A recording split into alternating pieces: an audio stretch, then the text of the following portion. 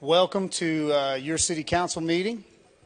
It is 3 o'clock, so it is time to get started here today. So I have the honor and privilege of officially calling us to order here today. So we are called to order, and we're going to go ahead and proceed with our working agenda.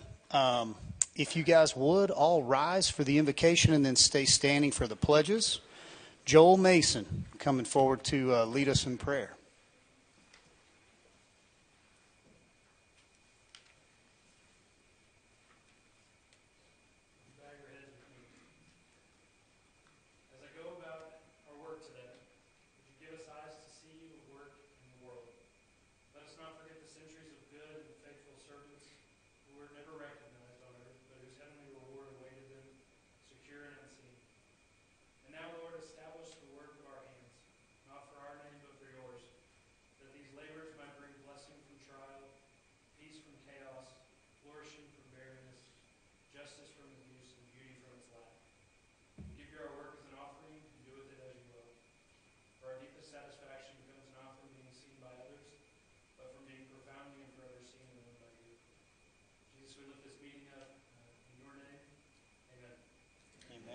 Thank you, sir. If you guys join me in the pledges. I pledge allegiance to the flag of the United States of America and to the republic for which it stands, one nation, under God, indivisible, with liberty and justice for all. And the Texas flag as well. Honor the Texas flag. I pledge allegiance to thee, Texas, one state, under God, one and indivisible. Please be seated.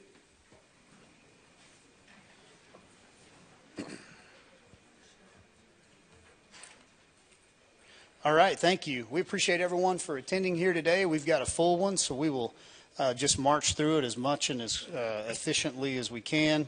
We're going to start today with some proclamations. I actually have 5. And so, Council, if you'll join me down front, we're going to turn the microphones around down there and present some proclamations.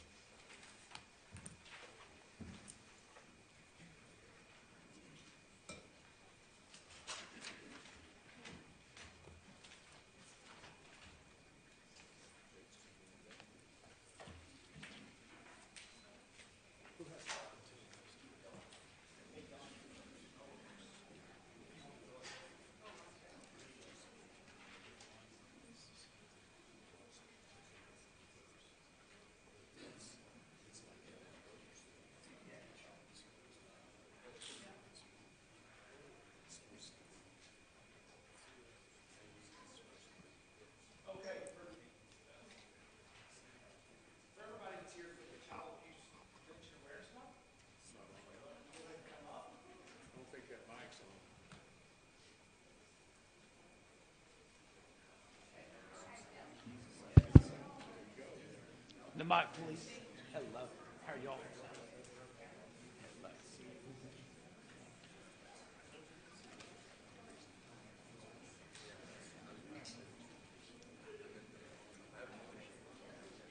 Of course. Yeah, thank y'all. Absolutely. Hello. Good to see you. See you.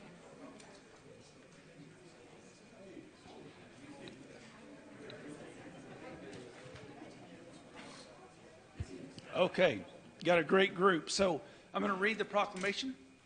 Whereas the citizens of Amarillo recognize the crucial need for efforts by both individuals and groups to promote awareness of the plight of abused children, to work toward prevention of violence against children, and to provide services and treatment to these small victims of their families.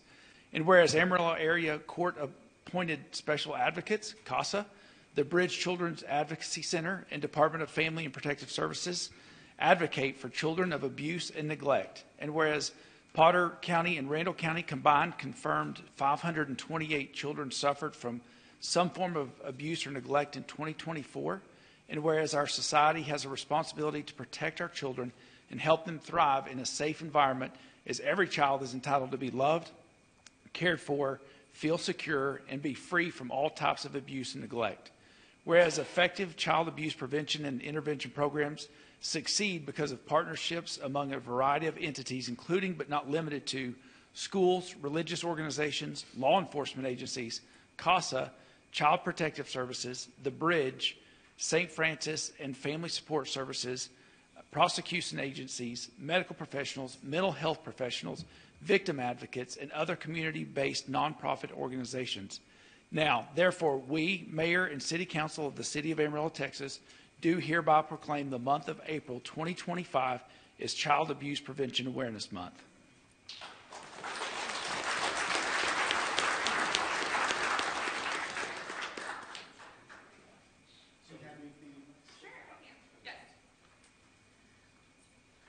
First of all, thank you to the City Council for having all of our organizations here today.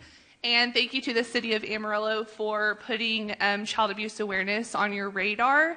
I always tell everybody, if not you, then who? I would urge you to get involved with one of these wonderful organizations, whether that be CASA, The Bridge, volunteer. These are your future community members, and they deserve a normal life just like every other child. So thank you again, and Child Abuse Awareness Month, hooray!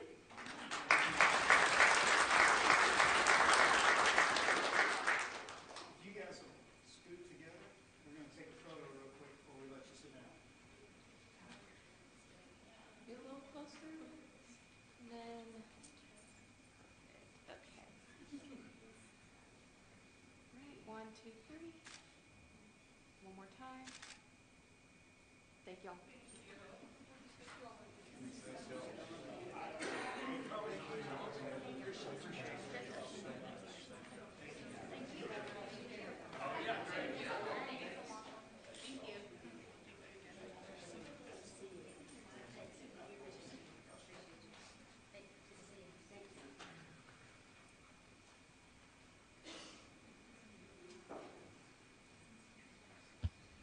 All right, everyone here for National Telecommunicators Week. Max, and you and your crew want to come up?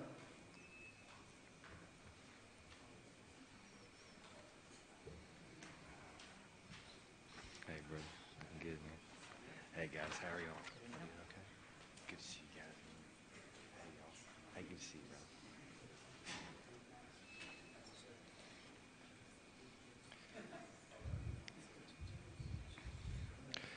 All right. Whereas the second week of April has been designated as National Telecommunicators Week to recognize the vital contributions of telecommunications personnel in the public safety community, and whereas these dedicated professionals are the first point of contact in emergency situations, serving as the critical link between citizens in distress and the public safety services they require, and whereas their commitment to excellence, calm under pressure, and tireless service play an essential role in assuring the safety and well-being of the community, and whereas it is fitting that we take this time to express our gratitude and appreciation for the invaluable service provided by our emergency dispatchers who work around the clock to support law enforcement, fire services, EMS, and the citizens of Amarillo.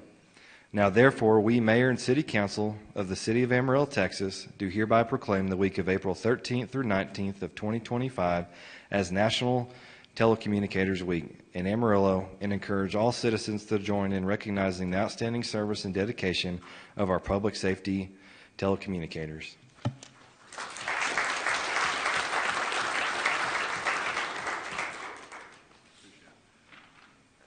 Mayor, Council, thank you so much for this special recognition.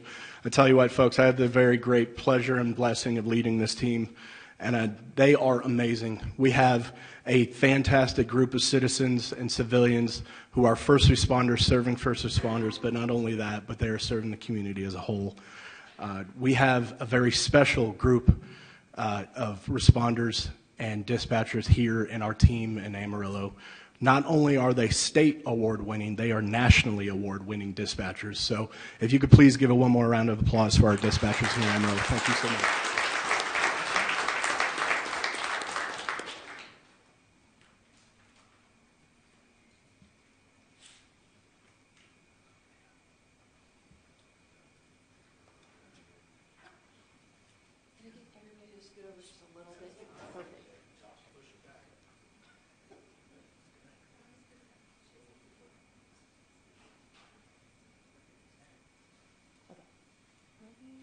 One, two, three. One more time, guys. All right, 1, 2, 3. Sorry, everyone. Thank you. Thank you, guys. Appreciate y'all. Stephanie, who do you have next, guys? What's next? Architecture.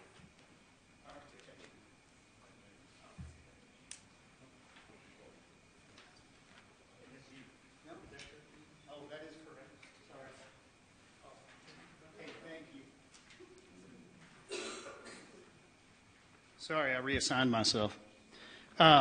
Okay, so coming up, we have, is it Scott Slagle, and who else do we have? Come on up. Hi, Nicole Cole. All right, so good to meet you, sir. It is Architecture Week, and so I'm going to read the proclamation and then take it from there. Whereas the built environment influences our well-being, shapes our interactions, and enhances our experiences and reflects our cultural diversity. Whereas architecture reflects the richness of the nation's diverse heritage and the vitality of its spirit. Architects have combined advances in building technology with design innovation to enliven our cities and communities and improve our quality of life. And whereas the architects in Amarillo community have helped create the unique visual character of Amarillo through innovative and responsive design of public and private spaces. Whereas thoughtful architecture in Amarillo has created more valuable, healthy, and secure and resilient communities. And whereas Architecture Week is recognized by the American Institute of Architects, AIA, as an opportunity to celebrate the rich architectural history of our cities and communities and an opportunity to advocate for the great designs going forward. Now, therefore, we, Mayor and City Council of the City of Amarillo, Texas, do hereby proclaim April 13th through the 19th Architecture Week. Thank you.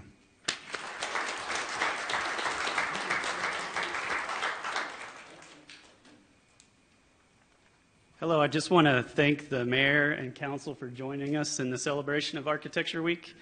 And thank you to all the architects that have shaped our city into what it is today. Join in the celebration. We've been doing work with Amtech to encourage the future of architecture here in Amarillo.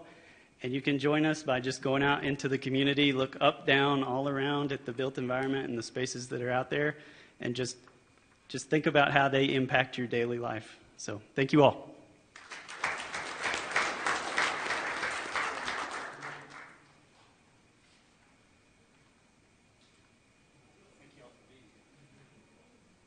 All right, 1, 2, 3. All right, thank you, guys.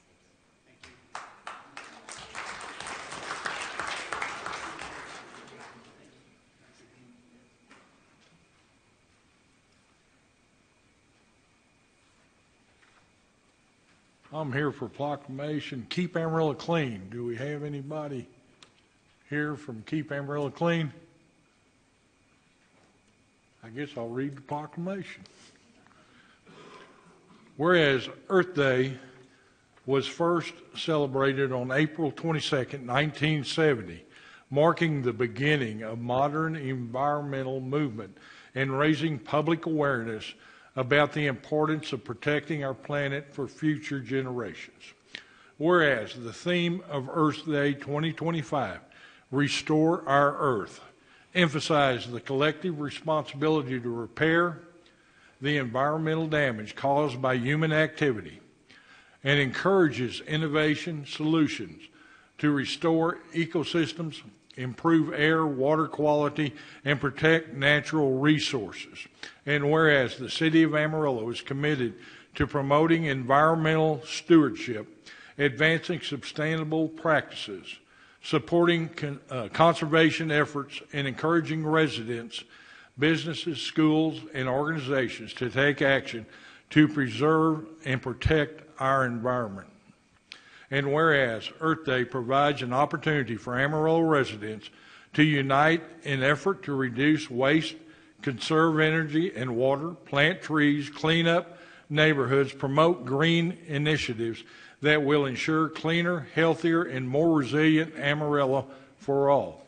Whereas the City of Amarillo acknowledges the dedication of local leaders, educators, environmental organizations, and citizens who work year-round to protect our natural resources and educate the community about the importance of environmental responsibility.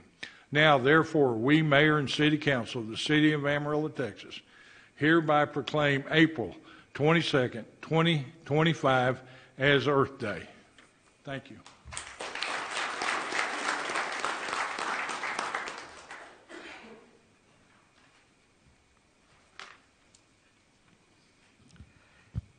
We have our final recognition of World Autism Awareness today. Is Shay Morath here with Braden's Gift? Hey, how are you? Shay, anyone else you have with you could come up? Yes. You guys come on back. Good. I'm doing good. Good. Thank you.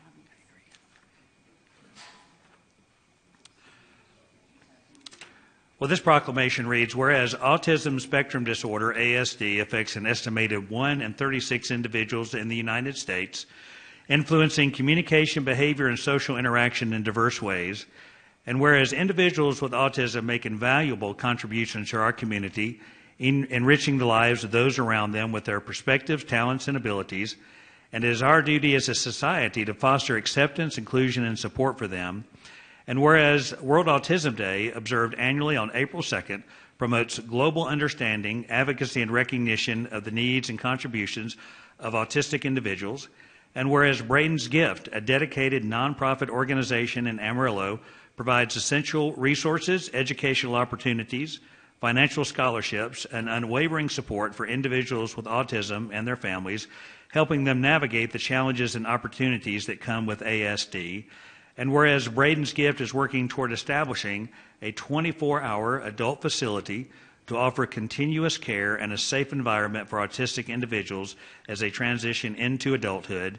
Now, therefore, we, Mayor and Council of the City of Amarillo, do hereby proclaim April 2nd, 2025 as World Autism Awareness Day in the City of Amarillo and encourage all residents to promote awareness, foster inclusion, and provide support to individuals and families impacted by autism.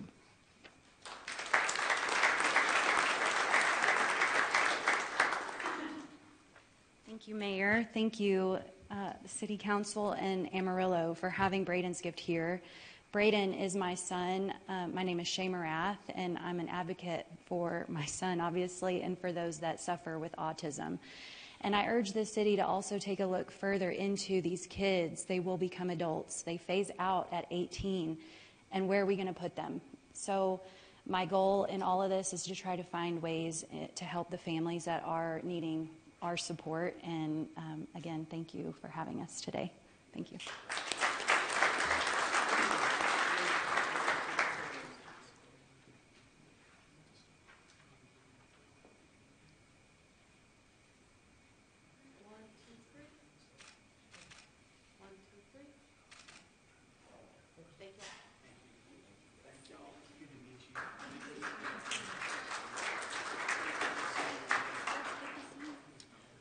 Real quick while Shay sits down there. So I invited them. We had gone to a fundraiser of yours.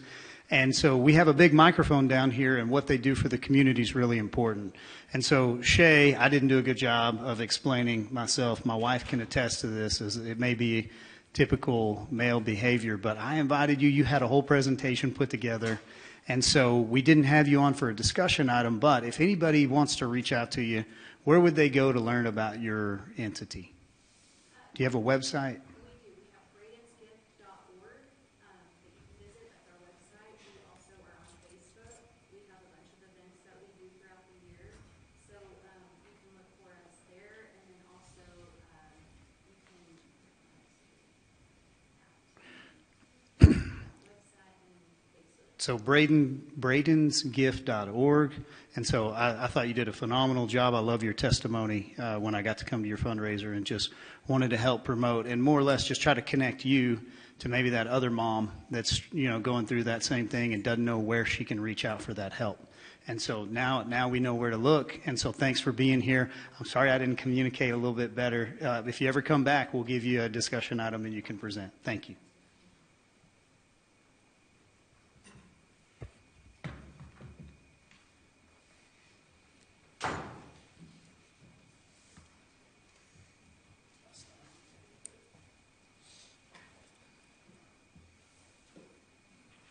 Okay, thank you to everyone for going through the proclamations with us here today. We're off and running. We are over to announcements. Mr. City Manager, do you have anything you have an announcement on? I have one, Andrew. Yes, sir. We just wanted to, I'm going to catch him off guard and won't ask him to come up, but we do have a new employee starting today, Luke Jones. He's our new Intel liaison. So it is kind of a unique position, so we wanted to bring that to everyone's attention that he has started officially with the city. That was something that was put into the budget in this current budget year and took us a little bit of time to recruit and find the right person, but we're looking forward to everything we're going to see out of that position. And we'll bring him back at a future meeting to kind of give a presentation of what his role is and what to be on the lookout for in the future. Well, we love that. I appreciate you guys acknowledging that. Luke Jones is the gentleman standing right back there in the back. He's waving at you. He's our newest recruit. Fantastic individual. Councilman Sherlin kind of brought this originally. So this is a new position that has a strategic vision for how do we protect not only Amarillo, but all 26 counties up here, infrastructure and things that have vulnerabilities. How do we become more resilient in taking care of the things, the core services that we help provide to this community? So we're excited to have you on the team, Mr. Jones. Thank you. Thanks for the acknowledgement. Any other? Yes. Any other announcements? No, sir. Okay. Moving on to public comment, Ms. City Secretary would ask you to read us into that. Okay. Thank you, Mayor. Thank you for participating in today's City Council meeting. Your input and your opinions are important to us, and we're glad that you're here to share them today. At each posted meeting, we invite our fellow community members to address City Council regarding posted agenda items or topics related to city policy. Every speaker today will have 3 minutes to address the council. If you are here to speak, we don't have any public hearings today. When you come to the microphone today, please state your name and whether or not you live within Amarillo city limits. If addressing council on an agenda item, please state your position so that it may be reflected properly in the minutes. If you are speaking to an item not on today's agenda, the Texas Open Meetings Act limits how elected officials may respond. Council may respond with statements of fact. They may ask the topic be added to a future agenda, or they may refer the matter to the city manager, who can have staff step out and visit with you regarding your topic. As you're speaking today, you'll see your time counting down on the screen, and we ask you to stay within your 3 minutes to be respectful of other speakers today. With that, our first speaker today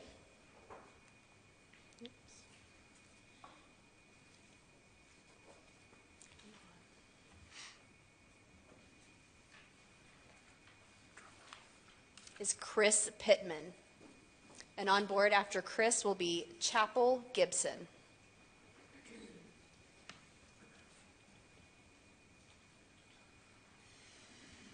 Good afternoon. My name is Chris Pittman, and I'm here. Sorry? Chris, would you mind just moving the microphone right up? Sometimes it doesn't pick up right away. That's great right there. I don't see the light turn green. I don't know if that means anything. Once again, my name is Chris Pittman, and I'm here advocating today for active transportation.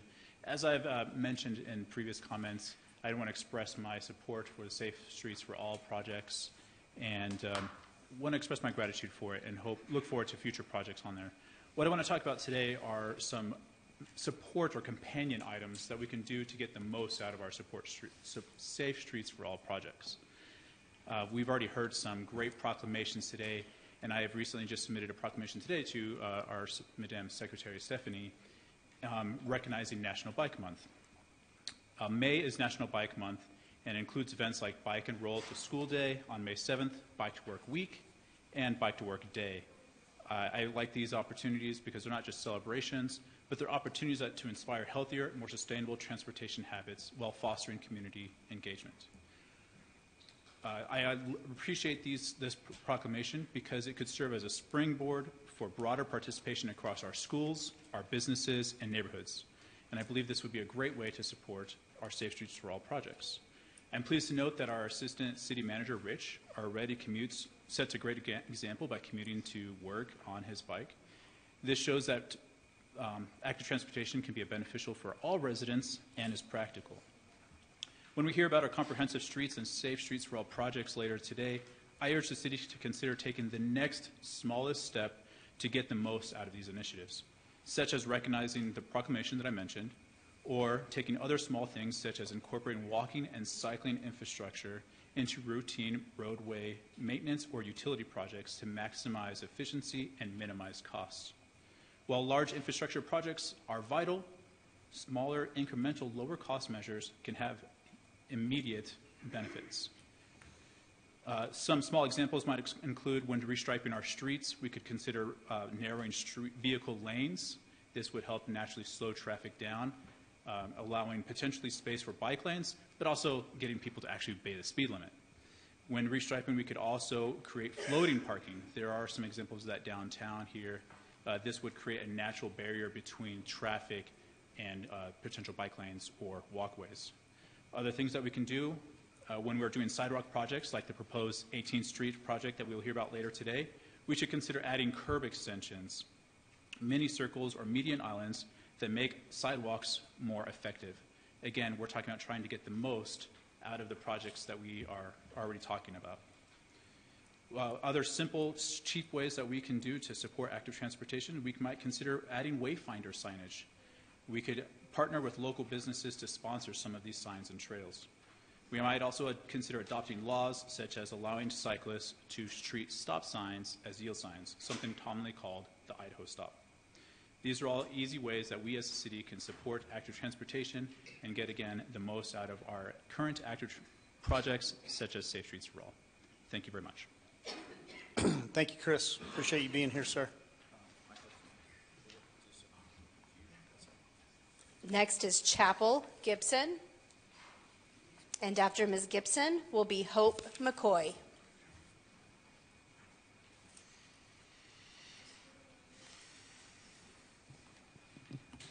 Hi, my name is Chapel Gibson, and about 4 months ago, I came to ask Mayor Cole Stanley about the John Stiff volleyball lights. I play volleyball there with my youth group, and we love it so much, but at night it gets pretty dangerous. Y'all know that nothing good happens in the dark. We could step on glass or a needle. We've actually had times where people in ghost costumes come up to the kids, and we've had to ask them to leave. So I think that we should turn them back on, because it would be harmful to our community and to my youth group, and we'd really love it if y'all would help us turn up the lights. Thank you so much. Ms. Chappell, thank you for being here today. You guys can applaud.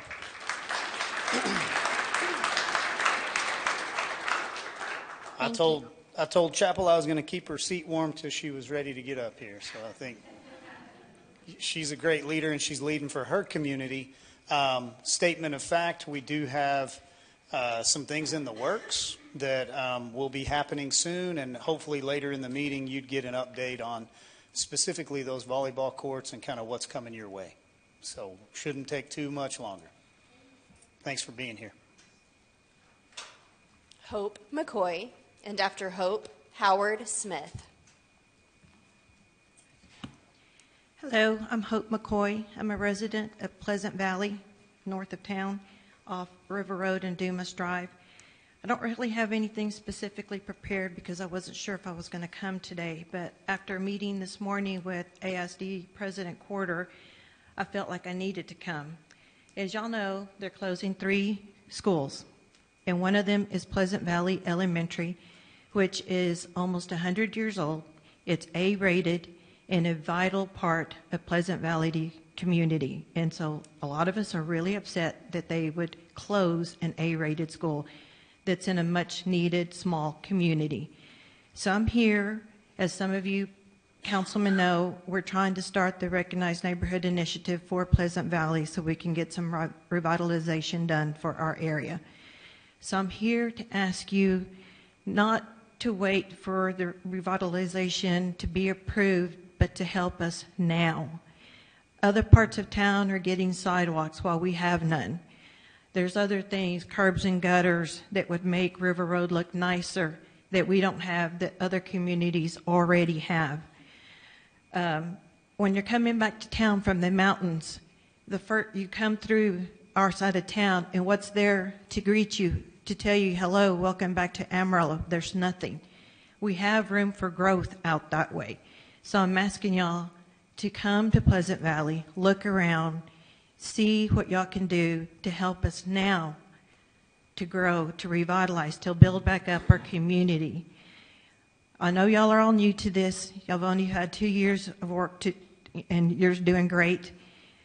And so we ask y'all to start looking towards our part of town as well to help us grow, because losing the school for our little community, that's going to be a big loss.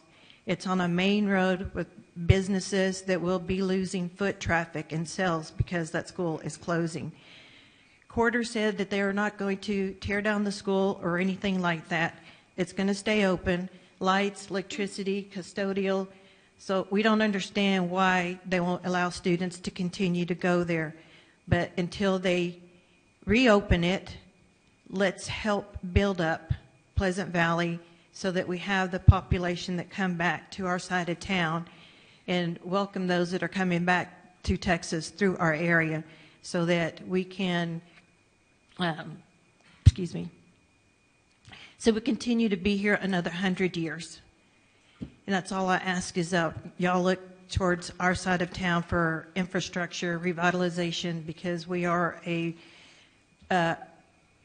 we're a proud community. We have big hearts, and we're like country living, but we have big hearts, and we want to be around for another 100 years for our next generation of kids that love being out there. Thank you. Thank you, ma'am.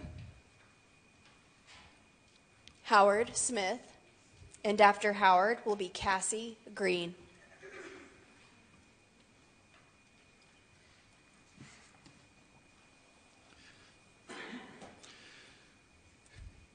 Many of you know me. My name's Howard Smith. I live on Polk Street. Can you hear me now? I was appointed to be a temporary member of the ADC in mid-November 2024. I thought that the permanent members would be appointed in December of 24, or the latest January of 25. But here we are in April of 25. Maybe permanent members will be appointed today. I hope so. Second paragraph. I don't watch a lot of TV, but I have observed that President Trump, what he is doing, he is putting tariffs on other countries. I have also heard that some companies that are in other countries might decide to come to the U.S. The ADC needs to pay attention to this in hopes of bringing some extra business to Amarillo. We have open spaces and endless opportunities here. Thank you for allowing me to be a temporary member. Thank you, sir. Appreciate you. Cassie Green.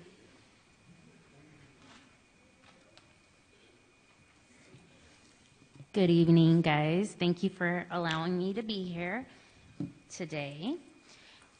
And thank you for your service to our community. My name's Cassie Green. I'm a resident here. Oh, I'm trying to click on my photo here. I'm a resident of Amarillo, Texas. And I want to go ahead and talk about item number 9D. It's a consent item, so I think we're going to vote on it. It's about the ordinance adopting the Safe Streets and Roads for All action plans. So I was not in one council meeting. That was March 11th because it was during spring break. And this is when they came and did the presentation on Safe Streets. And I did go back and watch it, and I screenshot some of the items. So, and I just kind of have some questions and concerns, as usual. But they have starred the ones that they're still, this was off of the display that they presented. Eagle, I believe was her name. And the stars next to each item, there's 16 items here, say that we don't have the funding. So my questions are kind of like, where's the funding going to come from if it's not going to come from the grants?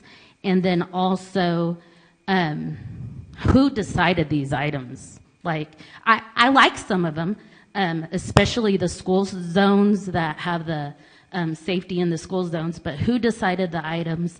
And he does have sidewalks and bike lanes, I think, down there on like item number 14 and 15.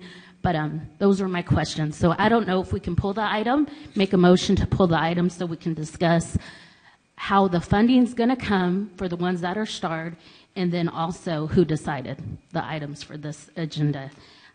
Also, I want to know, where are we on the ordinance for digital cities to protect the rights of the citizens? Do we know where we're at on that? That's it. Thank you. Thank you, Ms. Green. Just a few statements of fact.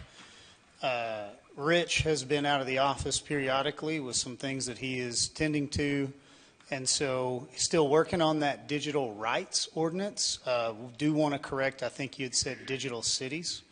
So I don't want to leave anything out there. We make sure we never miss an opportunity. It's a digital rights protective ordinance to protect your personal rights digitally. We are pushing away from smart cities initiatives, and so we're not trying to blend those two terms.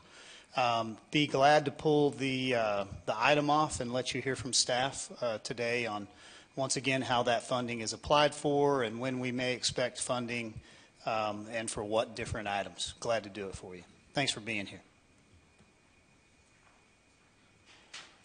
Ms. City Secretary, do we have anybody else signed up? Mayor, that concludes. Everyone signed up. Okay, do I have anyone else here today that would like to offer public comment?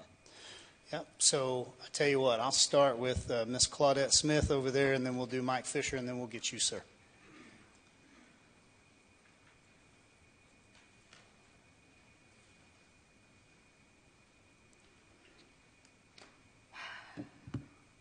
My name is Claudette Smith, and I reside within the city limits of Amarillo.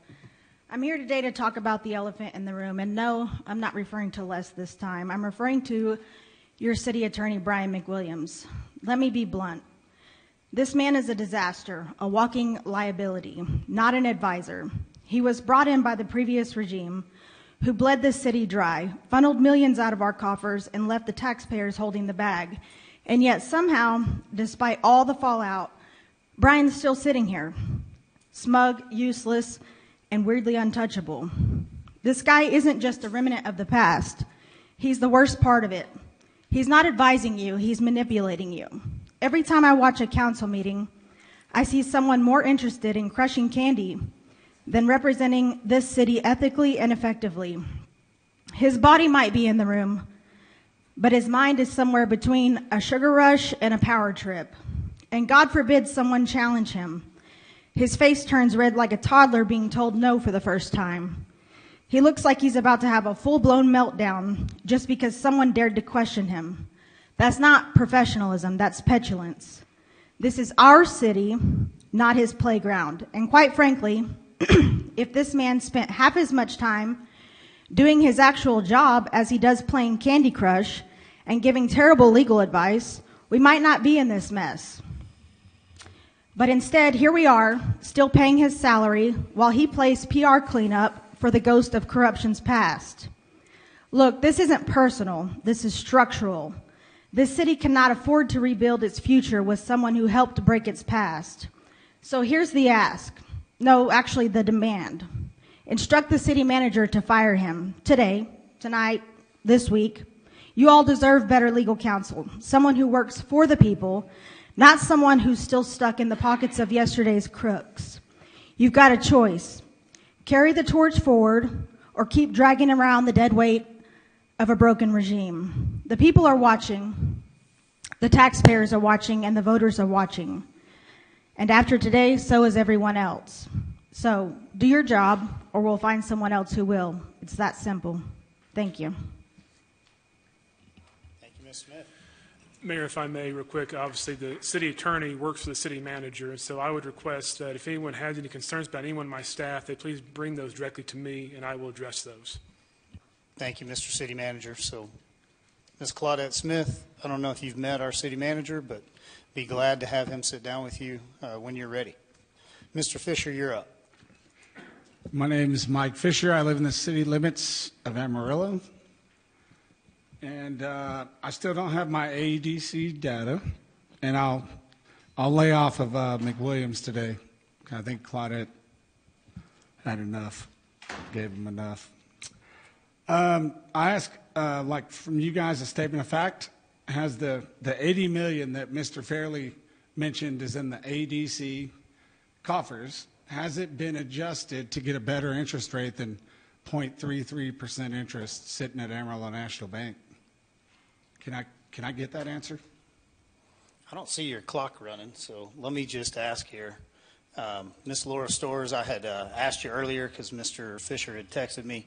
Do you mind to present an answer on that? Like, what is the average rate of return on that amount of money? Yes, Mayor. So we have several investments that we are utilizing for AEDC, and they're all subject to state law, which is through the Public Funds Investment Act. They have several CEDARs, they have some treasuries, they have a few agencies, and then they have a significant amount of their funds in money market accounts. The money market accounts are making anywhere between, it's about 4.4% interest right now. It was a little higher last year as well, and I think several of their CEDARs are a little over 5% at this point in time. We try not to keep much just in the bank account, in the depository bank account, but those are interest-bearing accounts as well. So we do have all of the money actively earning interest. Now, Mr. Fairley, when he was talking about that, he said we only made $240,000 on 80 million. I don't know if that's the correct number, but if it were the case of you saying that we're making 4%, it should have been somewhere in the 5 million range in interest income for 24. And I don't have that number handy, but I know it was a lot higher than 240,000. But I can pull that number and I can share that with you. I believe on the sure. balance sheet, on the budget or whatever, it said 240K. That's how I got the 0.33% interest. Okay. So I'd like more info, Sure, but yes. I'll follow up. All right. Okay. Regarding this young lady talking about the schools, where'd she go? Is she still here? Did she leave? Okay. Well, Mr. Cole Stanley, if you want a Doge guy, I'm your guy. I don't know if you've seen my post about AISD and closing of the schools. Over $60 million additional money was spent. I audited AISD's check register, by the way, because I couldn't get my ADC data, so I wandered over to AISD's website. And $60 million additional dollars in the last, say, 18 months have been spent on insurance. And they switched from Blue Cross to IMS, some local company, and the bleeding started. $60 million. They could have kept those schools open. They're only going to save $1 million per school to shut down 3. So divide 3 into 60. They could have kept those schools open for 20 more years. What's up with that? Remember that? And there's a lot more. The funds being spent on school supplies, at office-wise, you guys use the same guys here at the city. If I get that data, I'm telling you, I'm going to find something. They're spending $3 million a year, 4 times the amount at AISD than an average school their size. They could almost keep the schools open with just cutting office supplies. So now back to what I'm going to talk about today. I hope I get a little bit extra time because I think it has to do with what you guys are talking about. The $750,000 that came out of the ranges to the range from the ADC that wasn't authorized. I did get some data before. It was general ledger entries, and I could only find 2 $250,000 transactions. Both of them were to the Global Food Hub. And I don't know if you guys know this, but one of them was dated January 20th, 2023, and that's important. The other one's 6/30/2024. But if you look at the tax documents, which I have here if you guys want a copy of when those entities were formed, the Global Food Hub, which was created in plenty of time before those transactions, it was fine based on those transaction dates. But the range, which is important, the range is a 501c6 or C3. Is it a C3? One of them's a 6 and one of them's a C3. Okay, it's a C6. The range can accept membership dues.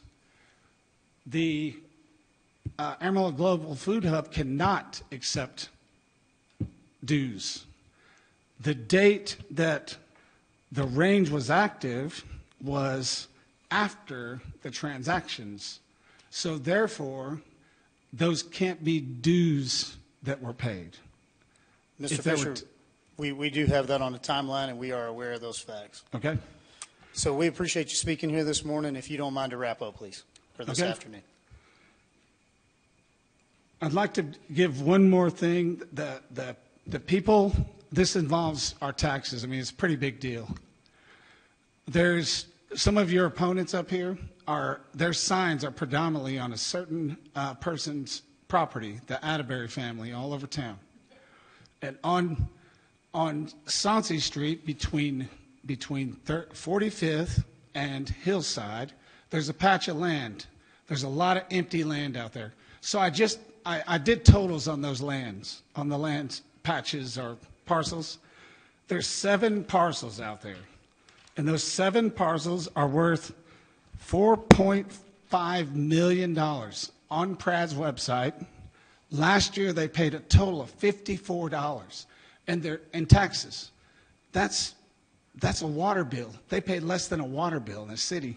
So what I'm saying is that property is, while they're trying to use exemptions like farm exemptions, they've got city services on that land. They've got fire hydrants. They've got city sewer, but they're paying $55 on $4.5 million in taxes. Mr. Fisher, we appreciate you being here today, and I appreciate all the factual information. All right. Thank you. Yes, sir. I believe you're next, if you don't mind coming forward.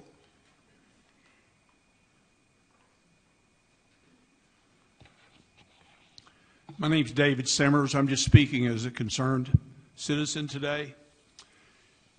If Jason Herrick were to become mayor, it could raise significant concerns regarding conflicts of interest, particularly in light of the previous $750,000 payment from the Amarillo Economic Development Corporation to the Range, a nonprofit organization led by Herrick. This payment was identified as an anomaly in a city audit, highlighting procedural irregularities and a lack of documented policies governing such expenditures. My question at this point about that, has there been anyone invited in from the outside to investigate it that has legal powers to do something about that, such as the Attorney General of the state of Texas or such as the FBI? As mayor, Herrick would have oversight responsibilities over entities like the AEDC, which had previously authorized substantial funds to his own organization. This dual road could lead to the potential conflicts. Is this still working? Yes, sir. We apologize for that. They're trying to fix it in the back. Do I need to change? No, here it is. So despite what my good friend James Skank says, back away from the microphone just a couple inches. You'll be great. Go right there. Here? Yep, that'd be great. Okay. Thank you.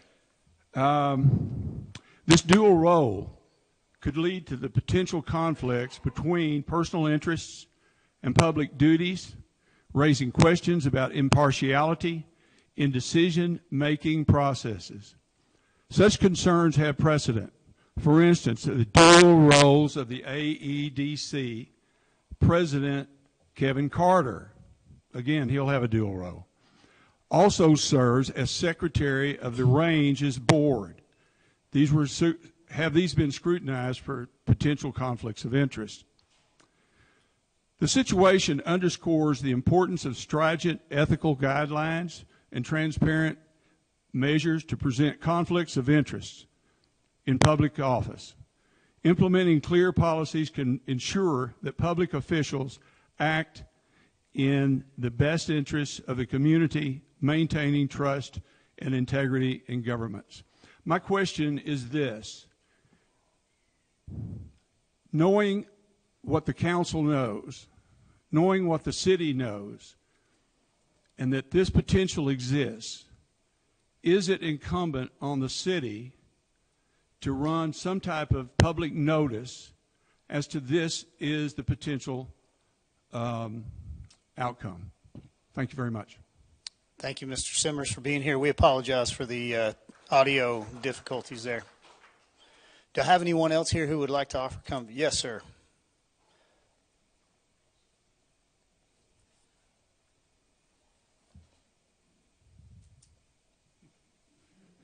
Never seen the microphone overused. Way to go, David. Is this on? It doesn't sound like I'm playing. I think so. Can you hear him okay out there, everybody? Nope. No, it is. Yeah, stay on that side. Go back over there. Yeah, that's even better. Don't take my time. No, we'll start your time over, but you got to promise to speak directly into the microphone. Okay. I'm here. Thank you very much. Mr. Skank, James thank you Skank, for speaking. Amarillo. You know, I want to just speak for a minute. We've got a situation going on in this campaign and things, and just need to talk about how we got here. Back in 2015, a little shakeup started.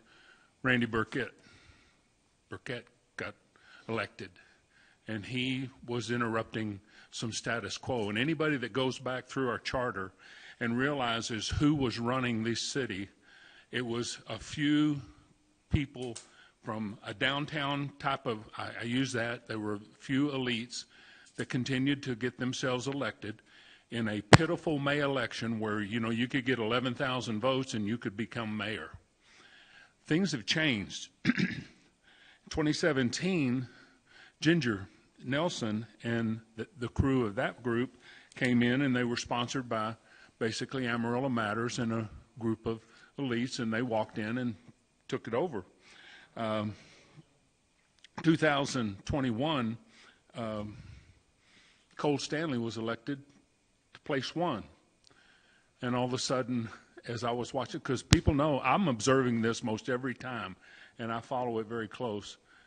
And you were beginning a certain amount of resistance against some of the status quo of the 4-1 vote or 5-0 vote, and found objection to it by people. And then this group came in, a complete regime change.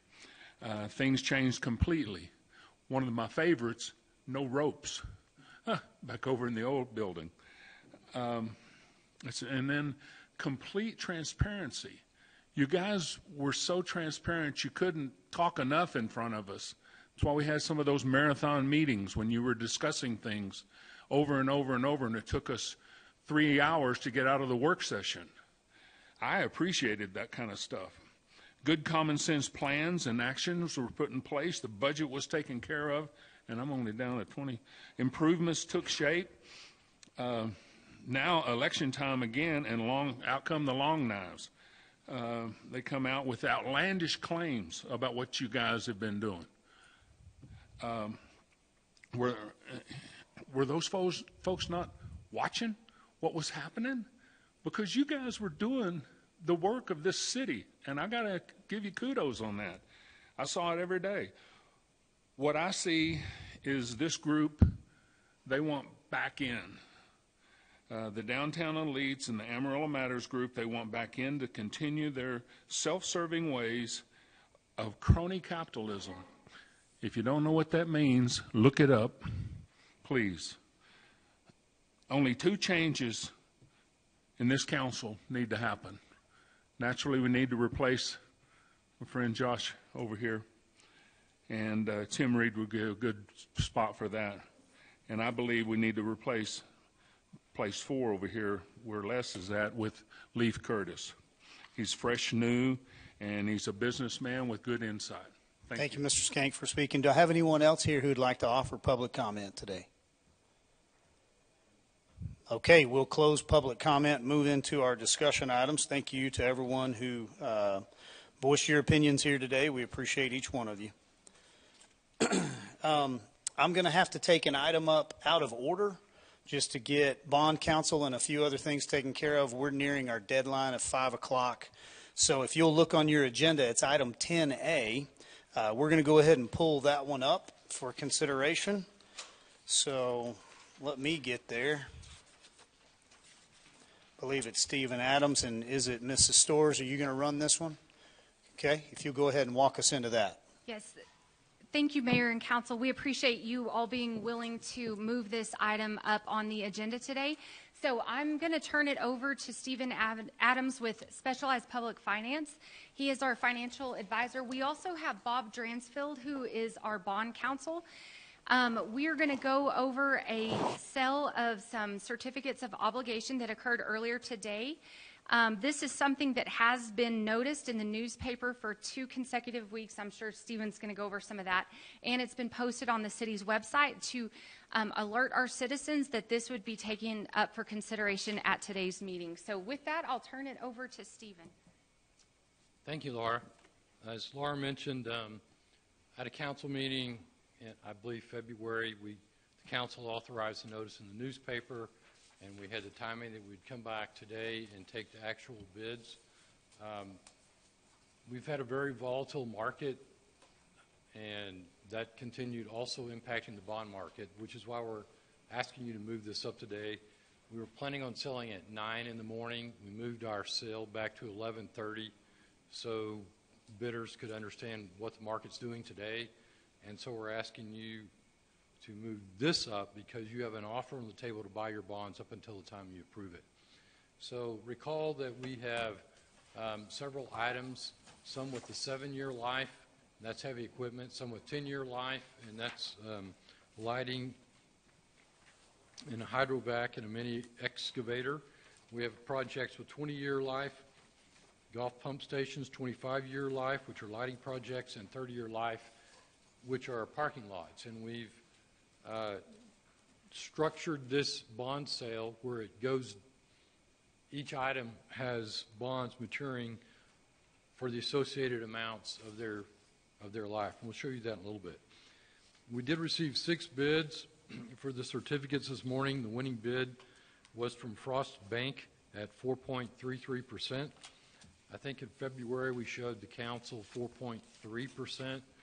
Since that time, rates have come up and down pretty dramatically, but we're roughly where we were then. They'll probably continue to be a volatile market until we get a few things negotiated at the federal level with other countries and those types of things. We did receive a AAA bond rating, which helps quite a bit in volatile markets. We had other cities in Texas that had debt issuances that were not this highly rated that actually pulled their debt today and didn't sell it, which is why we moved ours back to make sure that we understood the market before we took this bid. If you do award this, we will close on May the 8th, 2025, and the council has the option to redeem these bonds on February 15th, 2035. Just showing you the bidders. Frost Bank was the winning bid, as we mentioned, at 4.33%. You see the low bid, or the high interest rate bid, was 4.65. That's 30 basis points. And for AAA bonds, that's a wide range. And it's just because of the volatility that we've been seeing in the last, about last week in the markets, in the financial markets. The next page, this is the total debt service of the COs. And you can see that it starts declining as we go down the maturity list as the useful life of these projects are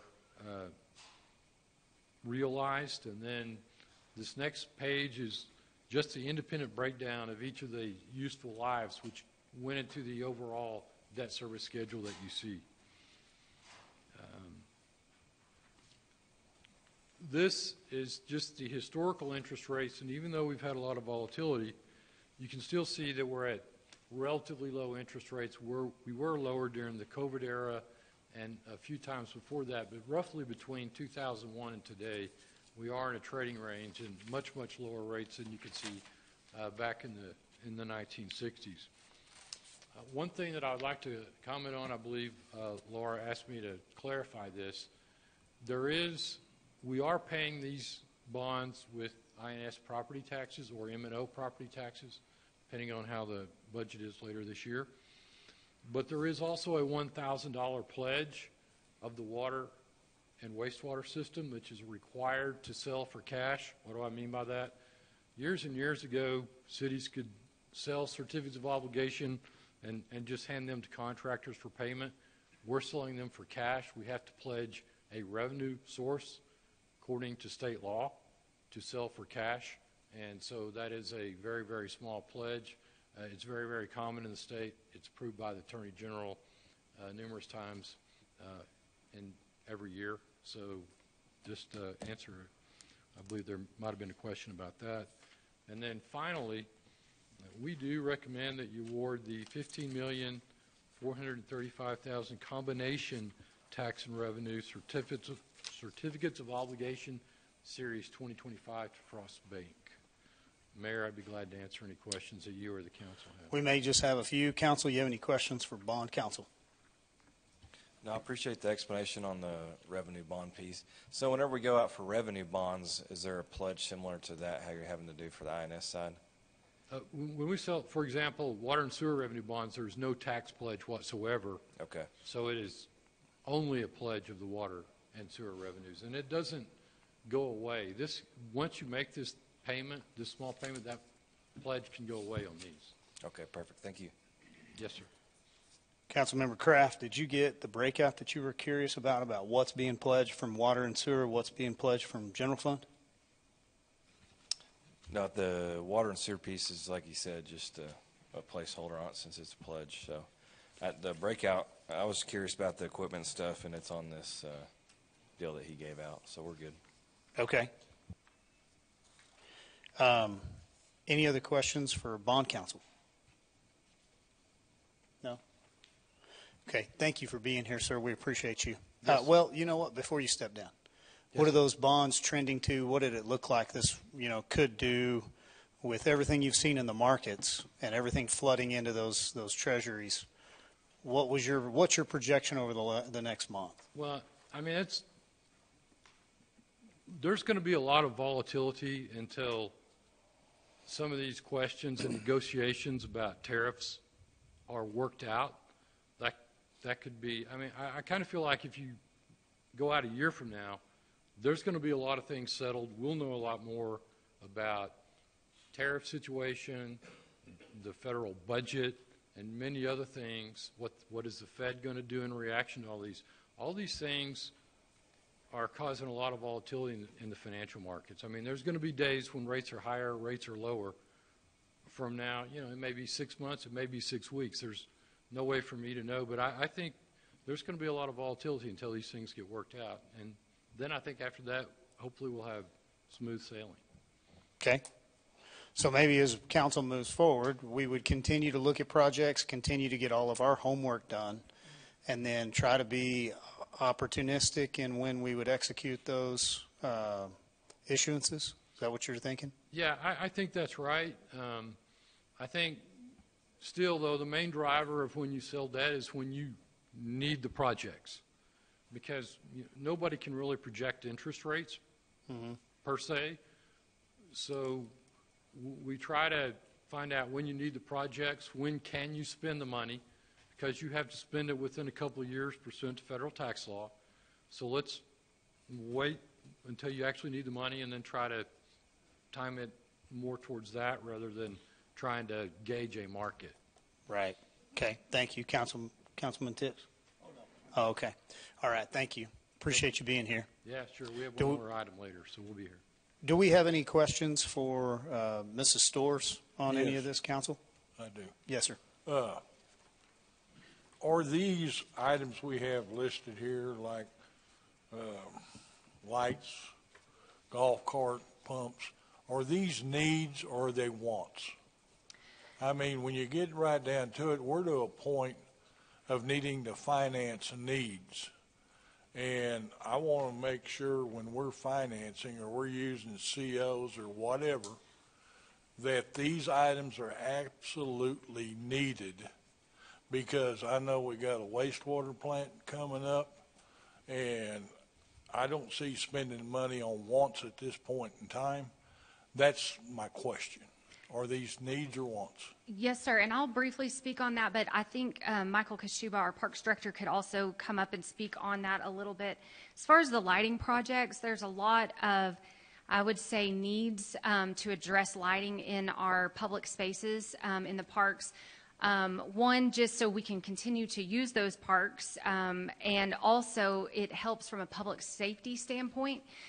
We have had councils invest in some parks lighting over the last few years and have had a really good response from our community, and we have seen some of the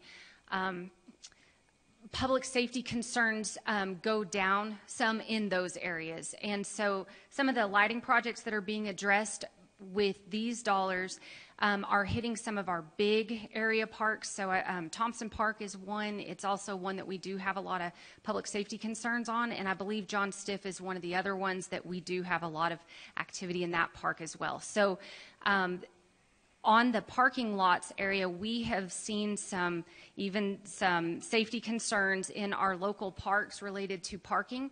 We facilitate a lot of activities on the weekends, whether it's sporting events, working with some of our partners across the community, and then other type of community events going on, and there's not sufficient parking at several of our locations, and we have seen challenges where no parking areas have been utilized by our citizens because there's nowhere else to park, and that can create traffic problems and potentially public safety issues. So we're trying to address some of that by helping put more sufficient parking spaces in our parks area. When we look at the pumps related to the golf course, that's an absolute need. Those are worn out, is my understanding, and I'm talking for Michael. Michael, you come on up. They're worn out, and we're needing to replace those in order to properly service our golf courses. And then, Michael, did you want to add in on any of that? No, I would just say with the golf courses, what we've seen is we've actually had pumps go down and motors go down, and significant portions of one of the golf courses actually saw damage because those pumps were down. A lot of those have lived past life expectancy, and so if we don't reinvest in those pumps, then we're more likely to face some significant damage, because those pumps are running primarily in the summer when it's hot. So when they go down, we start to see pretty significant damage on those golf courses pretty fast. So those have lived past their life expectancy. A lot of the software, a lot of the hardware is actually obsolete, so we can't even find people to come work on it. So the golf course, the pump stations definitely need it. Lighting is such an important part of people's experience in a park space. You know, we've got a lot of people that work through the day, and then at night they want to go use the park, and if it's pitch black, like the sand volleyball courts, the skate park, that park is pretty much useless in those evening hours. So we want to be able to provide public safety. We want to provide those recreational opportunities for people to get out and use those spaces. And kind of like Laura said, we've run into a bunch of issues with parking and enforcement. We've had cars towed. We've had a bunch of tickets written in the last year just because of the parking and no parking, parking in places that people shouldn't be, and just the overall congestion it's creating. We're looking at some other options to relieve some of that, but that is a key part of some of that traffic flow. And one thing I wanted to add as a reminder to council, on all the parks projects, so that's everything except for the $4 million in various equipment that's listed under a 7-year life, those are all included in your current year approved operating budget. And so those dollars, Michael and his team have looked to find the most efficient way to utilize those dollars to put money back into the parks without affecting or coming back and asking for more money from council. It's already been approved by this council in the current ongoing operating budget without affecting a tax rate further from this point. And then on the equipment, that's a discussion that we'll have. It'll be however council decides to address that in this upcoming budget, because the first payment won't be made until the next fiscal year. How much will this raise taxes if we use it all? Are you speaking on the entire debt service or just on the equipment piece? Entire debt. Oh, the entire deal. In the beginning, it's 1.7 million annually, and right now, 1 penny gets us approximately that, just a little less than that. 1 cent on the tax rate. 1 penny on the tax rate. Yes, sir. Yeah. That's all I got. Thank you. So to clarify, and then I'll go to Councilman Kraft, currently in our tax rate, and then there was an amount that you said was not in the tax rate.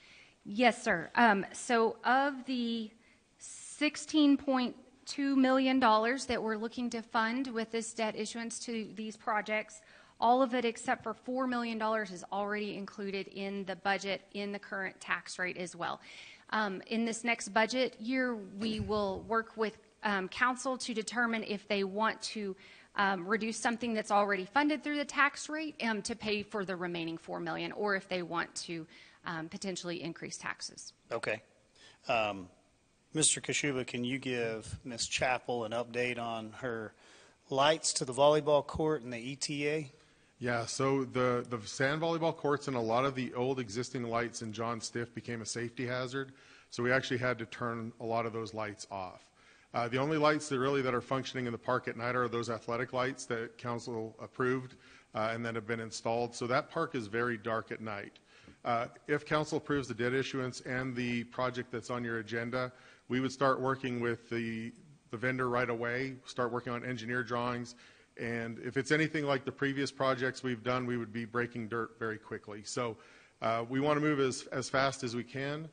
We've had great success with, obviously, the vendor we've provided before, and they've done it in a very timely manner. So as soon as we get the blessing, we'll start work with the vendor and get going as soon as we can. Breaking ground, I would say probably in a couple months. Okay. Thank you. Councilman Kraft. No, I was just verifying that was coming out of the Parks E&I to pay that debt service payment. Yes. But the $4 million, the heavy equipment piece, that used to be something else, didn't it? So the $4 million in heavy equipment is, and I'm going to punt to Donnie maybe a little bit, but I believe we've got some trash trucks that are being funded through that, and then some other heavy equipment. I can't remember if there were street sweepers or anything in it. I'll let Donnie weigh in if he remembers. Yeah, it's just various heavy equipment all across the fleet that we've identified as the most needed at this point in time. We're pretty far behind as far as getting back up to speed on our heavy equipment replacement, so this is the beginning of that process. Okay. There was something else in here a while back when they were like at the gazebo or something that we had discussed. Yes. That's out, right? Yep, correct. Okay. Cool. I don't have any more questions. Any further questions, council? Okay, so Ms. Storrs, explain one more time real quick. Yes. You're getting an approval of this. This way we can lock in that good interest rate that we're looking for to issue an amount of debt that's already been built into the current year's budget, even though you're not paying for it till next year. Yes. It can be all of it, other than the $4 million we'll have to make decisions on during this upcoming budget. The $4 million, yes. if council chose to pay cash for that, we could choose to do cash funding. That way we don't have any kind of effectuation on the tax rate. Yes, sir. And then that would be considered a CIP project at that time. So we do have CIP monies that we could choose to put over to that, but then council would weigh that maybe on like street repair or something else that you'd be putting money into. Yes. Yes, sir. Okay, great. All right. Thank you, guys. Thank you. Okay, with that discussion, item 10A is up for consideration, council. I move to adopt ordinance number 8189 as presented. Second. I have a motion and a second on 10A. Do I have any further discussion? All in favor, please say aye. Aye. Any opposed? Item 10A passes. Thank you all for letting us jump out of order. I think we're doing okay here for a little bit. We're going to push until we take a recess. We're going to jump back to item 8A. Do I have anything, council, you need to pull off for a review? No? Okay, I'm going to jump into 8B. Municipal utility districts. This is a MUD. And Aaliyah Vinson, I think if you don't mind stepping up to one of those two microphones, she's our attorney that we have hired. Interestingly enough, you don't work for the city, do you?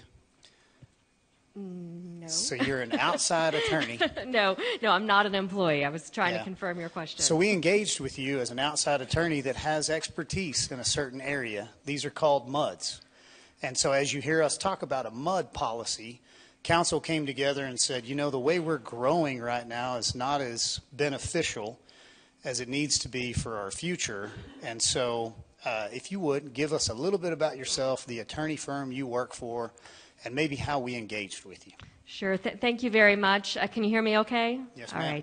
right. My name's Aaliyah Vinson. I'm with the law firm Allen Boone Humphreys Robinson, and we specialize in working in public law, public infrastructure. We work a great deal in this space of governmental entities whose function is to be able to build and finance public infrastructure. So a lot of what I've heard today is a common story that we're seeing across the state, right? The state demographer says that we have more than 1,500 people coming to the state every single day. Our population is increasing by that much every single day. And so the growth that you're seeing in your area, both within the city and of course in the region outside of the city, it's a pretty common situation. I'd say it's a good problem to have, right? Here in the state of Texas, people want to come here. But the public infrastructure to serve those needs must be built and must be built to a quality that it can last and must be paid for. And so a very common tool that many cities consider and many developers consider is to use a municipal utility district to provide that function. So before I dive into a little bit about a proposed policy, our firm was asked by the city of Amarillo to consult with the city and city staff over the last several months to consider what your needs are, to consider what growth and development looks like, and to work with your staff to be able to propose a policy. Now, today's policy is really focused on growth outside of the corporate limits in the extraterritorial jurisdiction in the ETJ. And this policy would really be geared towards providing predictability, certainty, and consistency. So today I will be here to go over the major concepts in this policy and then to answer any questions that you have. And of course, this is not an action item for today. It's just discussion. All right, so Council, I believe you have in front of you the proposed policy draft, and it does have page numbers on the bottom, so occasionally as I go through these, I might reference a page number. All right, so big picture with respect to municipal utility districts, we really start with the city's objectives, right? And the city's objectives, if you look about halfway through on page 1, we start with the principle here. The idea that development in the ETJ needs to occur on a self-supporting basis, right? That the MUD or the development within the boundaries of that MUD should be paying the full cost of paying for the construction and the operation of the public infrastructure that's necessary to serve that MUD without having to be subsidized by the city's existing taxpayers, right? So this is really the principle that we're starting with, and you'll see this play out in several places in the document. So a municipal utility district, I know that those on council have already some familiarity to this, but for those who maybe haven't heard about that before, this is a governmental entity, a political subdivision of the state of Texas, and it is created over a specific geographic boundary with specific limited powers, core functions to provide water infrastructure, wastewater infrastructure, drainage, roads, parks. These are core functions of these types of districts. They are managed by a board of directors that is elected by the property owners within the MUD itself. And the MUD can be created either by adoption of a bill by the Texas legislature or by order of the Texas Commission on Environmental Quality, following a petition and consent process. And we're going to talk about that today because the petition and the consent process is really where the city of Amarillo can make clear your intentions as to how and when you will then approve creation of MUDs. One thing I do want to note also on page 1, so this is a policy that could be amended by City Council as needed. Also, the consent to the creation of the district remains in the hands of council. So you would, if you want to move forward with adopting this policy, 3 years from now, you have an application come along. That city council is looking at the policy, evaluating whether the policy criteria are met, and then deciding whether to vote yes or no at that time. Okay? All right. So let me just move forward a little bit high level. So beginning on page 1, we have some conditions for city consent of, again, these extraterritorial jurisdiction MUDs. Those are those MUDs that are outside of the city limits. And we have the concept here that as part of this process, there would be a development agreement with the developer. There would be a form of strategic partnership agreement that's attached as an exhibit. There would be a utility agreement specific to how the utilities would be structured. I'm not going to go into that in really fine detail at this point, but we have a number of agreements that would document that relationship up front. On page 2, some highlights here. The public infrastructure plans need to be prepared and reviewed by the city in compliance with the city's development regulations. So one of the things we're trying to do here is ensure that if the city ever chooses to annex that land, that you are inheriting public infrastructure that's high quality, all right? So again, you have to, the infrastructure would have to meet those standards. The land would also have to comply with the land use and development standards of the city's regulations. All right. Now, item 8 on page 2 for the council, I just want to highlight this. We are proposing that it be the city's policy that any MUD that is created in the ETJ should not be dissolved until the time that it has retired all of its outstanding bonded indebtedness, so that the city is not inheriting any of that outstanding debt. And we have some opportunities here for the city to really consider how you want to incentivize residential development. Rooftops for housing that is a reasonable price is critical in a growing area. And so we have an opportunity for you to consider how you would structure either creating MUDs solely over residential areas or perhaps some other options, but really incentivizing that. So we would propose a petition process on page 3. The petition process largely is driven by a lot of statutory requirements in Chapter 54 of the Texas Water Code, but we also have some additional suggestions that we would make. One is that you have a pre-application meeting, so anyone who wants to submit an application to create a MUD would first come to the staff, have a meeting, understand the ins and outs of all of this. Item 2 on page 3 is that we do propose a small application fee. Just to ensure that folks who are going to be submitting that application, and of course there will be some staff time associated with that they have some skin in the game and that they're serious. A dollar fee that we have seen other cities choose to charge is somewhere in the $500 range, enough to be a commitment that they're serious, but not so much that you're disincentivizing development. So that currently is a blank, but that would be a recommendation. So the petition, if you look down on 3, there are a number of items that would be laid out in that petition. So what next? So they turn in a petition. They turn in their fee. Staff begins to go through their process. On page 4, we would have a notice of petition process and a public hearing process. So the staff and the consultants would assess the application as it came in, make sure that it complies with all of the Texas Water Code requirements, and then make a recommendation to City Council. The City Council can then determine whether to conduct a public hearing to consider that petition. So, of course, you see further on page 4 some additional parameters around what would be presented as City Council would bring that forward. Now, I do want to note at the bottom of page 4, so if you want to move through the process of formally approving your consent, you do that in the form of a resolution. And the reason it matters is that any land that's in your ETJ over which a district is going to be created needs that city consent either to be created by the TCEQ, the Texas Commission on Environmental Quality, or to be able to confirm the creation even if it was legislatively created. So that city consent is a really important step in the form of a resolution. So we have some proposed findings at the bottom of page 4 and into page 5 that really come back to principles again, right? That the City Council at that time is finding that the proposed MUD would not adversely affect existing city facilities or the use of those facilities.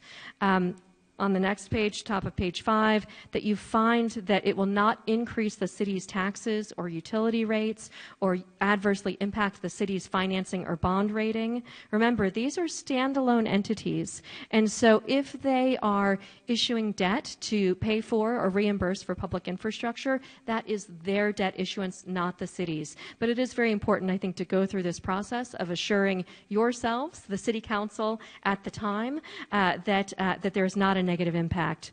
And lastly, that the policy conditions have been provided for in the consent resolution and the development agreement and the utility agreement. All right, so some additional matters here. Financial limitations and performance standards. We've talked a little bit about debt issuance today. Municipal utility districts are rigorously overseen by the Texas Commission on Environmental Quality, and every bond issuance that they would ever be permitted to make would have to be approved by the Texas Attorney General's office. So there's a very involved process in this, but this lays out some information about financial process and limitations, also some potential provisions that you can consider when you are considering that consent resolution.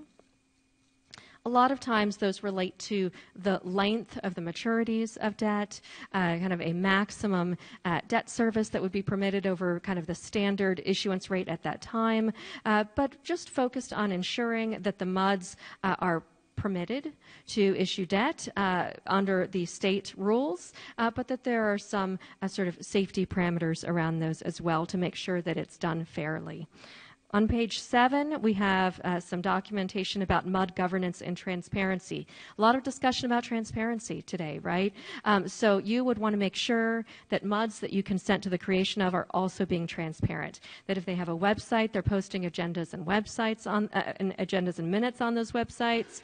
We're also proposing that the city have the right to appoint a non-voting ex officio member to the boards of MUDs when they're created. And we also speak a little bit here about ensuring reasonable coordination and transparency between city staff and the developer and the MUD. Utility rates. Next on page 7, utility rates. There will be a utility agreement between the district and the city, and that would relate to the provision of services. So this document reflects retail water and wastewater services. So that would mean the city actually providing retail water and wastewater services to MUDs in its ETJ. And we'll talk about rates to ensure that that's fair here in a moment. But the way this would work is that utility agreement would describe in very explicit detail how that would work, and the MUD, or the developer on behalf of the MUD, would construct all water and wastewater facilities necessary to provide water and wastewater service to the land within the boundaries of the MUD.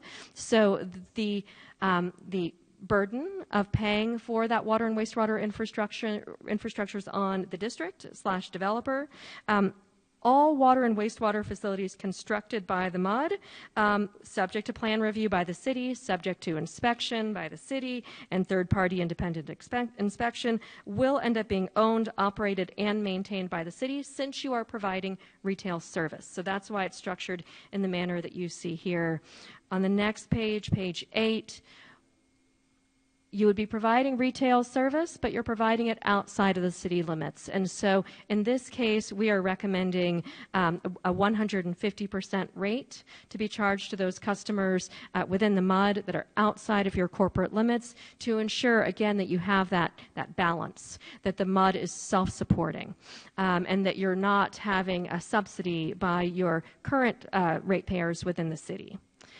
Further on page 8, we have some discussion about additional services. Trash service. Trash service is really a huge deal. And so we have a little bit about that. Again, proposing a 150% rate to the rate that's normally charged to those within your city's corporate limits. The city would not provide fire, police, or EMS services unless there's a separate written agreement between the city and the district at that time. Continuing on page 8, road, drainage, and parks. So I mentioned at the beginning that beyond water and wastewater, other core functions of a district include roads, drainage, parks. So here we have some provisions that the developer will cause these facilities to be built to city standards. Again, I think that's a really important position for the city to hold, and that the developer would agree that roads located within the MUD would be owned by the MUD and maintained based on a maintenance agreement acceptable to the city. Also drainage, that the drainage facilities would be owned by the MUD and maintained pursuant to a maintenance agreement.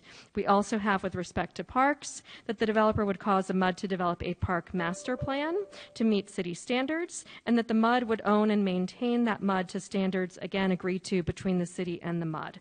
Now, at the bottom of page 8, we do have a provision here regarding an obligation for the developer to submit a petition requesting the city to create a public improvement district for the limited purpose of maintaining those MUD-owned facilities, including drainage and parks. So if and when that MUD ever goes away, right, the city chooses to annex that MUD in the future, and again, that's strictly at the city's option. If that occurs, then it would be the public improvement district's obligation to levy an assessment to pay to maintain those facilities. So we think that's an important provision to keep in place to ensure long-term quality and upkeep of those facilities, and again, without putting that burden on your current city residents. And then lastly, on page 9, we have a little more detail with respect to the strategic partnership agreement. Again, that would be an exhibit to the development agreement that would be one of the conditional documents. The strategic partnership agreement is an extremely important document to ensure that the city has long-term ability to control your own destiny with respect to whether or not to annex that MUD in the future. And in this case, there are some provisions here regarding when the city would do that, and really that's to ensure that the upfront infrastructure costs are paid for and returned and reimbursed before that future annexation might occur. And also, we do have a note here regarding that the city would not be required to share its sales tax revenue in the event it has some sales tax collection over limited purpose annexations over the area subject to this agreement. So lots of technicalities there, trying to keep that kind of big picture, but I'd like to go ahead and stop and just hear from the mayor and the council if you have any questions for me.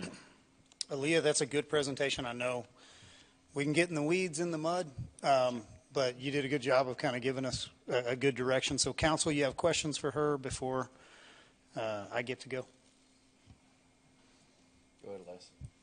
So a couple questions. So the ETJ, if we move forward with this, only the ETJ, which is 1 mile outside of the city limits, correct, and surrounding all the city limits? Yes, that's correct, since we reduced it to 1 mile. Okay, so that's north-south. I mean, it could be anywhere, yes. So any project could go anywhere. And as the city limits grows, the mile extends. Yeah. Yes. And then the builders and developers in these areas are agreeing to build to our standards for water, sewer, and roads. What's the advantage for them? Why would this cause development to occur that would not occur right now? What is right. the developers, what do they get out of this? Right. So I think that's a great question, an important question. And one thing that's important for council to know, I know you're aware of this already, but there are provisions under Texas law today that do allow landowners to remove themselves from your ETJ. All right. And so it's a question of how can this be win-win for both, right? So let me start with the city. So one of the benefits of utilizing a policy like this and having really good control and quality on MUDs within your ETJ is that by working through this, you actually keep that land within your ETJ as opposed to having developers opt out.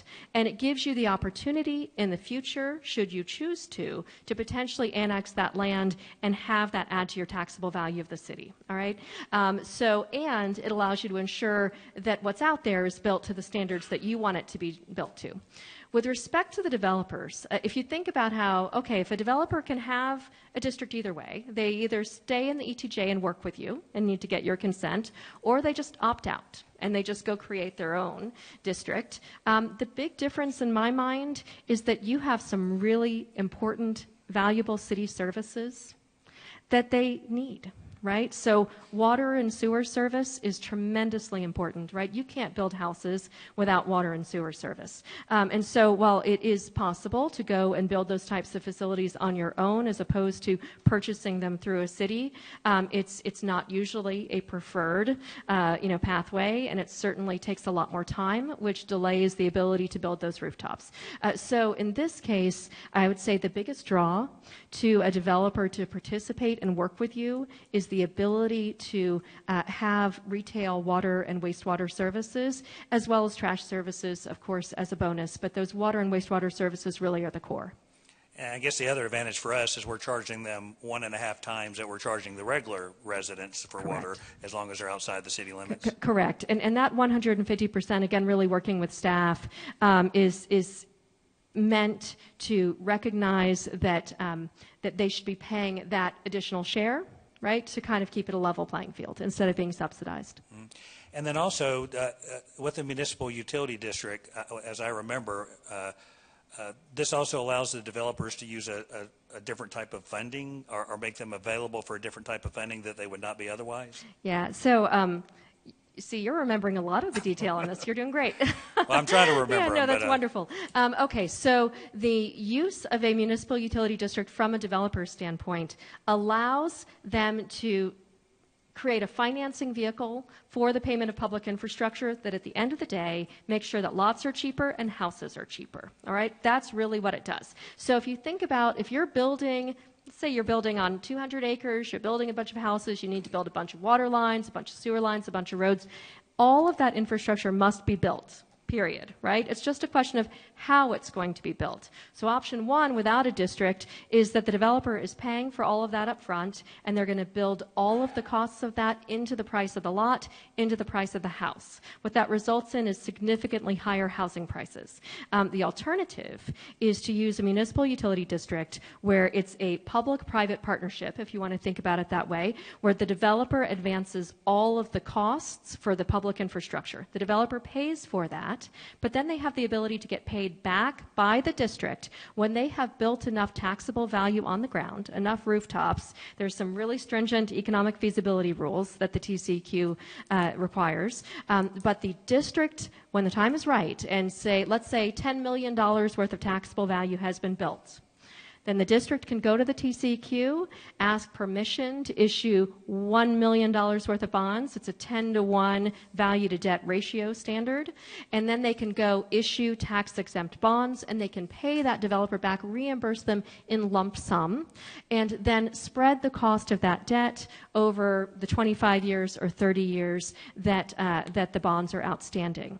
And so that allows the upfront housing price to be significantly cheaper. In some cases, we've seen that housing price to be as much as $150,000 less than it would be without a MUD. And then those living in the homes in the MUD are then paying a fee. Do they pay the developer, or does that go through Pratt, or how is that paid? Right. So they would be paying a tax directly to the MUD. So that would be, the appraisal district would set the value on the homes. The tax rate would be adopted by the district's board. Remember, it's a governing board that's elected by those who live in the community. And so every year, kind of like what you do, they would go through the process of levying the tax. They would do the notice, the publication. They would levy the tax. And then the appraisal district, would send out the bill for that, along with any other taxes that they owe. And so those individuals would pay that along with the county tax they would pay, the school district they would pay. One thing that's really important, though, is that anyone who would purchase within the district is given really explicit notification up front, twice in the purchase process, to make them aware that they are purchasing within a district, what its maximum rates could be, and what its maximum debt issuances could be as well. So folks who are choosing to move into those communities, are voting with their feet to move into them, and generally are very satisfied that they have new and very quality facilities, and they are paying directly for that. So the way we like to talk about that is that the growth is paying for itself, as opposed to older developments or longtime city residents bearing the burden of paying for growth outside. And what's the protection to the municipality from having, 8 or 10 of these, and then half of them go bust halfway through, or they don't follow through, or they're not financially capitalized enough to do that? What are the protections so that we don't have the city surrounded with those types of things? Right. So I'm happy to say that municipal utility districts are extremely heavily regulated. And there have been very stringent rules put in place really since the early 1980s. And since that time, we have not seen bankruptcies, of municipal utility districts. Municipal utility districts require the risk to be carried by the developer, all right? And so what happens with municipal utility districts is that they will not make reimbursements back to the developer until the developer has delivered on building the value. So you will not have a scenario where a MUD could issue, call them raw dirt bonds based on a pretty picture or a plan for what a community could be. They, in fact, have to build those sections before they can begin to get the money back. Also, within the conditions that we are proposing in your policy, the folks who are going to be able to meet your criteria are going to be the serious developers with good capitalization, who are prepared to fund not only the capital costs, but the operations of these districts for many years up front. And then so from the city's perspective, we're not collecting property tax until so that's something that we're missing out on. And I maybe would like to get, because property tax is obviously a major source of our income. This development is going on, but are we missing out on, because it's not in the city? Or do we want to try to annex it? Does it really matter? Or why is it? How does that factor into using more property tax or gaining it? Are we losing something, or are we potentially gaining something? Well, there's a fine balance you have to have there, because as we have a lot of homes, rooftops coming in, we have to start looking at fire protection, fire stations, police coverage. So there's a lot of costs that come with that. So we have to start balancing: is the growth that's being annexed, does it cover the expanded costs we have to look at? So there's a balance there. The big thing for Amarillo is sales tax. And so as legislature continues to work against property tax, we have to become more dependent on sales tax. And so one of the big draws about this policy for MUDs is that it attracts people to live near Amarillo. We would love to have them within Amarillo, of course, but as long as they're shopping in Amarillo, that's a win for us. And so we do need to attract people coming to Amarillo to shop here, spend their sales tax here. So while it's always prudent to try to annex land for the property tax, I say it's more advantageous for us right now to at least get it built, and then they're shopping here in Amarillo, if that answers your question. Mm-hmm. Yeah. And then one other question. What's the so as I hear it, setting the standards and the expectation is really important to make sure that we're all clear, and we don't forget to put something that we need in there, and they say, oh, we've got a problem. What is the biggest area that these agreements miss sometimes that wind up being detrimental to the municipality? Or what is the most common one, or is there one that you say we need to really, to protect the municipality, we need to make sure that these standards are clear, and what those may be? Yeah, well, I would say that municipal utility districts have been used actively for more than 50 years within the state, so a lot of the practicing has already been done. So, if you're, you will not be the guinea pig in working with municipal utility districts. There are thousands of them within the state working quite successfully. So I think that the one thing I would say is, no one has a crystal ball about what changes will occur in future legislative sessions, or even in this legislative session for that matter. And so that's why we tried to keep this policy as robust as we could make it, given the information we have today, but with flexibility to council to amend the policy in the future if new information comes to light, if there's a law change, and also ultimately for the council at that moment in time when a petition is being considered to approve the resolution with the consent. And that document, if there's something that's hot off the presses, then we'd add that in, right? Because that would be something that would be relevant and not known at this time. But I feel quite confident that the structure that we put forward will be extremely reliable for you. Okay. Thank you. Councilman Simpson, you Had a lot of good questions. I appreciate it. It's a complex understanding, and it's different than what we've done in the past. So, other council questions? Yeah, so we discussed earlier about building to the city standards. Is that just the infrastructure piece, or is that going to be like building a home, you build that to city standards as well? All right, so that's a great question. It was really about whether everything would be built to standards or not. So on page 2, item 3, we have that land use and development of the land within the MUD is required to follow the city processes and comply with the city's regulations. So I think it's broader than the infrastructure. So currently, this may be a question for Floyd. Anybody that gets city water that's inside our ETJ currently, do they have to build to the city standards? That's a criteria included in the resolution for outside the city service that we currently use. Yes. Okay. So, Councilman Simpson, or Councilman Kraft, I apologize if you were concerned maybe on like the quality of the home builds, right? Like building right outside of the city limits and building, let's say barn dominium style metal buildings or mod houses, things like that. Can you speak to that and what we could do in our MUD policy, since you are controlling this or future council will control this?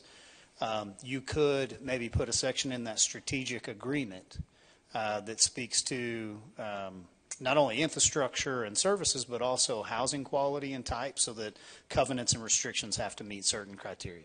Right. So I think any language like that we put in the development agreement. I like how this language is pretty broad and generic, but I might ask city staff, this broad language that we have, what does it mean in the real world?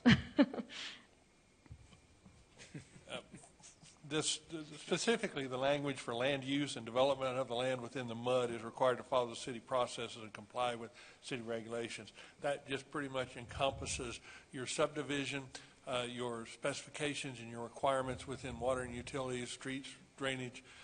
All your subdivision processes apply under that statement. So beyond that, then we also have in here the requirements within the policy development manual apply. Again, just a second level of making the policy development. So land use is something that is a little bit beyond what you're allowed to under the ETJ current law, that without this kind of agreement. So yes, it would land in the agreement that is reinforced. Yeah, that's an excellent point. So by cooperating in this manner and having the opportunity to do a development agreement, it gives you the opportunity to put requirements in place that you would not otherwise have the ability to put in place in the ETJ.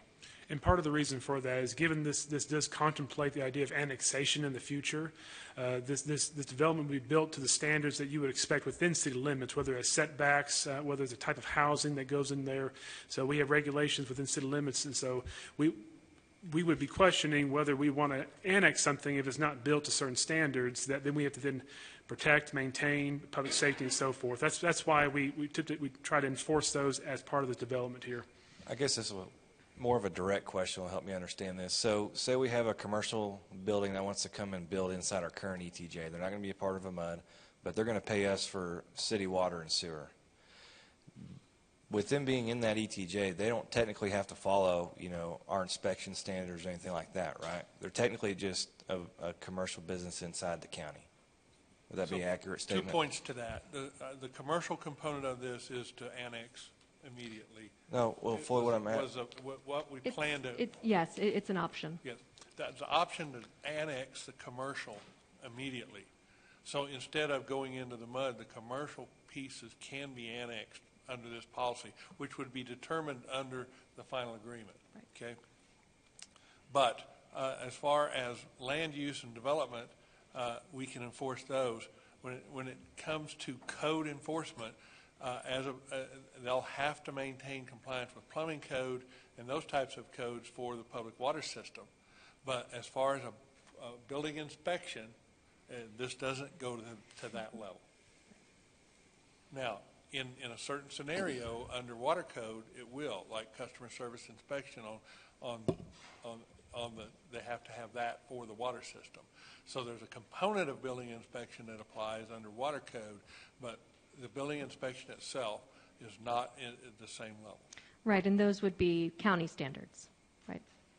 Correct. Yeah. So, Councilman Kraft, if I could, I think you're getting to an example of if South Georgia has water, but it's outside the city limits, somebody wants to go build a big metal building but pay for sewer and water versus putting a well and septic in, they can do that. They're paying 1.5 times the rate, Right. but they're building to county standards. They're not building to city standards. And in it being just a plot of land that they're putting a metal building on, they're not necessarily underneath a master design, like a master plan. So what this does is it gives us a greater way to plan and build to a higher standard outside the city limits. So one thing that is key is we are requesting and putting in this policy that commercial properties are annexed on the front end while the residential properties remain as to part of the overall MUD. That way the commercial property comes in, so those sales taxes come in, but also property taxes. Yes, sir. Let me clarify that. It provides the council the option to include an immediate annexation of commercial. So that would be something at council's direction, staff negotiates in that agreement. Right, So and that's on page 9, item 2. It's the second paragraph under strategic partnership agreement. And that's why I said it's an option, right? That the city may elect to include provisions in that strategic partnership agreement that would, and this is a fairly rarely used provision of Chapter 43, but it would give the option the ability to have any commercial portions fully annexed, but still be within the MUD. Yep. So to go back to it, gas station is going to, convenience store going to go on the corner. You have the option, but not the obligation to go ahead and annex that property in. But then with that, it's part of that master plan design. And so you're able to see what the housing is, 3,000 homes, one section of land, so many acres of commercial. And then we are requesting, again, sales tax on the front end. Whatever the portion is that's remaining, I know most of these could be obligated to county as well. Yeah. So does that answer that question? It does. I guess just my only concern is if we're going to require a MUD that's utilizing city services, such as water, sewer, trash, that they're going to have to be held to this standard. But then we have someone that's just building in the ETJ that's not a part of a MUD that's getting city water, sewer. Do they have to build to those same standards as well? You see what I'm saying? Like it's almost a double standard. Yeah, I mean, one thing I would say is your choice to deliver water and sewer service in the ETJ is your choice to make, right? And you don't have to do it. You don't have an obligation to provide those services out there. And so if there's someone who's not willing to follow this and not willing to do a district, you could say that you're not willing to provide those services. And I did want to mention one thing because I feel like this has been a great line of questions, Council Member. On page 4, with that petition, there's a little bit of discussion under item 2 about what they have to provide. 2B is they have to present a preliminary concept plan, including proposed land use for commercial and or residential purposes. So at the very beginning, you're going to have a clear handle on what it is that they want to build, and then you can make those choices about how you want to handle commercial if they have any. Okay. Yeah, I'll just follow up with you, Floyd, after the meeting, because I think where I'm at with this is it's not necessarily the MUD. I think the MUD is a great thing. I think it's going to be a great tool. It's just if we have people, developers, people that want to build their businesses outside the city limits in the ETJ, they're getting city water, sewer, and they're paying 1.5 times the rate, but they don't have to necessarily follow city code, city standards, whereas in a MUD, we would want that because of the future of annexation. I think that would just be a question for me offline about existing city policy with development. Okay. Does that make sense? Yes, I understand. Yeah. And if I could comment to that, with a MUD policy, it also maybe helps us improve on existing policies because now we're helping to work and partner with those developers. So why would that entity not be, wanting to become part of the MUD if they're adjacent to it, or what specific is different about them in the desire of us to not become landlocked? And so, go ahead. Well, I was going to say, too, because I think I've had this question, I think, with Andrew before, is on the EDC stuff, is like if we're going to do an EDC deal in ETJ, they don't have to necessarily follow city codes and standards to get, right. something like that. So that's just where I'm trying to, balance those lines between, a MUD just inside the ETJ and then possible future businesses that want to come in our ETJ. Yeah, That, I agree. That difference lands in the building permit and the building inspection process. That's all I got. Councilman Tips. Yeah, so Leah, is the MUD limited to the ETJ? Can it go beyond that, or is that the Right. boundary? So the focus on this policy is what to do in your ETJ. MUDs can be created inside of a city's corporate limits, requires city consent, of course. They can be constructed within an ETJ, requires city consent, or they can be unincorporated, right, outside of the ETJ, and they don't require your consent at all. So they can be developed over any of those areas. Okay, so if it's outside the ETJ, the issue of annexation would come up of, since we can't annex other than right next to our corporation, then that would not, until we got up to that could never be annexed. Right, so this doesn't focus on outside of the ETJ because you don't have any authority outside of your ETJ.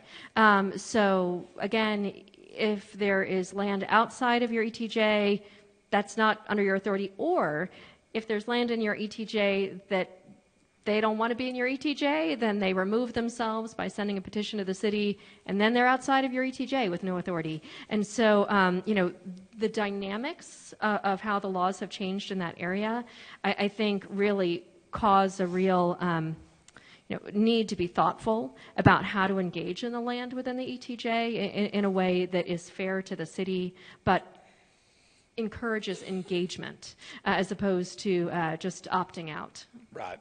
Okay, and along the lines with the MUD is not necessarily an agreement to annex. Why would a developer eventually, and I know we talked about this, but I think it's good to talk about, why would the developer eventually request annexation versus continuing to run the district, collect those fees, and doing that type? Right. So the strategic partnership agreement is really the key tool here. The strategic partnership agreement between the district and the city establishes upfront that it is at the city's option whether to annex or not. All right? This is critical. Without the strategic partnership agreement, the city is not the one that proactively gets to choose that, right? In fact, there has to be an election internal to the district before it could be annexed. And so this preserves the use of the strategic partnership agreement in the way we're suggesting, preserves the city's ability for it to be your choice. Now, you see that there are some kind of fairness standards, right? Like the developer needs to be paid back at least 95% so that they are getting made whole for the public infrastructure that they advance the costs of. But in this situation, they're not making the ask, right? They're not deciding to make the ask. They might come to you and say, what do you think? We'd really love it if you annexed us. But it would be your choice to make. Okay. Thank you. Yeah, that's a great question. You good, Councilman? So just to go back here, I think it's really important to drill in on, I don't want to skip over it and think we understand it. So the city has the option but not the obligation, which means the MUD no longer has the ask. So we're all understanding that. So once they hit that 95% pay down on those bonds, then they've been paid back, and those properties have value within the corporate city limits. And so we, as a city, could see the benefit in growing our tax base, having more property taxes as a whole to take care of city infrastructure. We need growth to pay for growth, not existing properties to go out and fund speculative growth. That's what happens right now. So if we go back and recircle this, typically you have a 70-30. So you've got a developer who's outside, and I'll tell you the difference, the big benefit for a developer here is called density. What we're not talking about is density. So if I'm the developer and I own a section of land, I can do a development right now without dealing with anything on just well, septic, bar ditches, and cheap roads, right? And I burden the county with that. But my density might be 1 acre minimums, probably more like 2 to 5 acres. So I'm building 20% of the housing that I could build. In order to get that density, what I've got to do is I've got to get off well and septic, because those wells have to be 100 feet, 150 feet apart, or 300 feet and 100 feet from the septic. So that gets you to the place to where our resource is our customer base. We do want to grow our customer base for sewer, water, and trash users, especially at 150%. Now, we don't want the developer coming to us saying, hey, we need $30 million of your money, Mr. City Council, on this $100 million development. And why do we not want to do that? Because we don't want to front $30 million for a fire station and for an arterial road and all of the upsizing for the water lines and sewer lines, and then turn around and development doesn't go. Now we've misspent that $30 million, so we transfer all that risk over to the developer. But we do it in a way where if he has to do a MUD outside of our city limits, he's got to go build a wastewater treatment plant. He's got to go build a water treatment plant. So we now have a mutual agreement here where we can provide those services better than he can. He doesn't want to collect the water bill at the end of every month either. So now we're maintaining control. We're also maintaining those lines.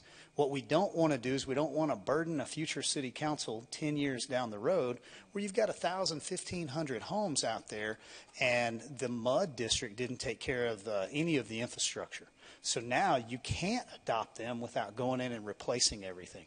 So this way we're controlling the water and the sewer, the trash, those services. We're cost revenuing on all of those services. And then our main risk at this point is street repair, street updates. Tell us about like strategic partnership agreement. Can we put anything in there of a certain level of maintenance that has to be done for those roads? Right, so let me find the right page here because the roads and the drainage and the parks are really quite important. So on page 8, what we tried to put in here is that in addition to being responsible for building the roads, drainage, parks, that there be a long-term maintenance obligation for those. And so on page 8 in that section, they would be required to enter into a maintenance agreement acceptable to the city. And so that's something that I really would focus on putting in the development agreement, potentially referencing in the utility agreement. But that's kind of where it's doing the work, right? We're going to have a few different agreements. We're going to have a suite of agreements here. And we're definitely going to build that in. The PID creation, I don't want to kind of skip that, right? So let's say the city later on decides to annex the MUD. I think that it's very important that the facilities that they built, the drainage, the parks, that's not becoming a city burden, right? And so that's why we are proposing that there be a submission to create a PID, and that the assessment that the PID would levy would occur after that annexation. But they would then have a stream of revenue where the PID could pay for the maintenance of those facilities that are not taken on by the city, not owned by the city, but need to be paid for and need to be kept up. And so that's where the use of the PID can be really a good complement to a future annexation by the city to ensure that that does not become an expense on your budget. So I appreciate all the additional explanation. Let me pause for just a second. With that, do we have any other follow-up questions, anything that or did that further clarify kind of where we were? Good. Okay. I think you're saying it very, very well, and it is clear. I see the benefit for the developer because I live over on that side. So I understand how hard it can be to go and put in $100 million development and then gift all of that to the city. This gives an opportunity for that developer to borrow bonds, have a small tax rate that allows those to be paid back. The cost is still competitive, below market, because you are getting those city services that are taken care of. So it's a hybrid MUD. It's not your typical MUD that's going 20, 30 miles outside of town. They're doing their own thing. There are still things we need to think through in these agreements, specifically the strategic agreement. But I think overall as a template, this lays out a path forward. I know I've been working on this for over a year. I think, Floyd, did you reach out to Aaliyah a year ago? Yes. Yeah. They've been engaged a little over a year on the process. Right. So you guys have been working on this for a while. I also know you've engaged with another developer that's here in town. So you've seen kind of some of the push and pull on what that developer's asking for, and you're not necessarily trying to meet their demands here. You're meeting council's policy. This becomes a take it or leave it for not just one developer who's trying to do business with the city. This becomes a template for all developers, and I think they'll jump on it because I think it allows for greater density, a working relationship on the upfront cost where you do have to follow these rules. There is some insurance at the state level with TCEQ and guidance. There's some insurance on the bonding level where if somebody does go belly up, then what we're looking at that point in time is an overall market collapse because everything has kind of stopped at that point. So we can't foresee that, but we can give ourselves the best possible road to drive down as we move forward and grow. If we do nothing, we will continue to grow the way we're growing. We'll continue to landlock ourselves north, south, east, and west with developers that will put in 1 acre, 2 acre, 5 acre tracts.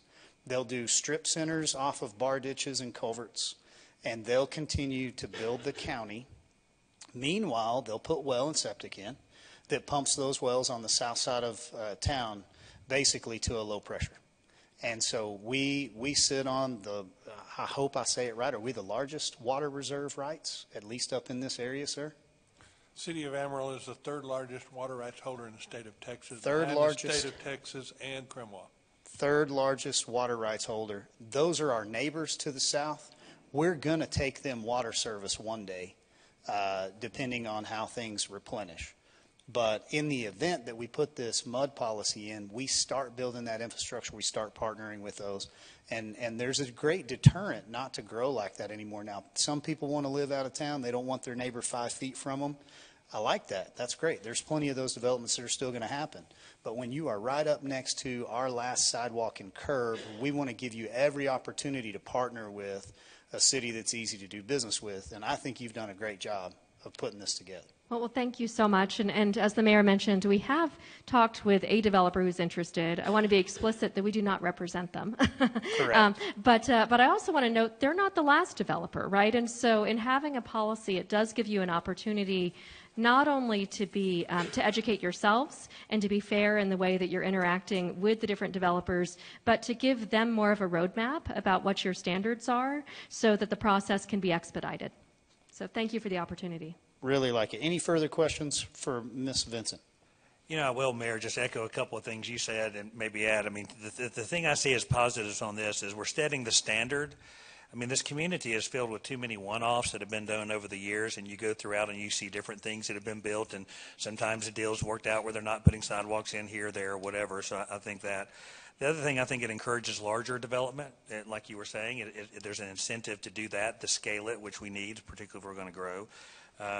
It meets a need for affordable housing that is a challenge these days. And maybe last but not least, whether they like it, the risk is shifting from the taxpayers to the developers because they're having more skin in the game to be able to do this. And I think that's a fair thing to ask them. They're getting some benefits out of that. So I think it's got it's not a win-win all the way around, but especially for taxpayers because now we don't have to front all that money. They're doing it, but we're doing it in a way that works for everyone. So I appreciate it.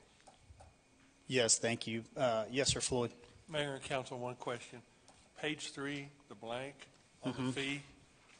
Are you okay if we put 500 in that blank? Or I think you put $1,000 in there, and that's fine.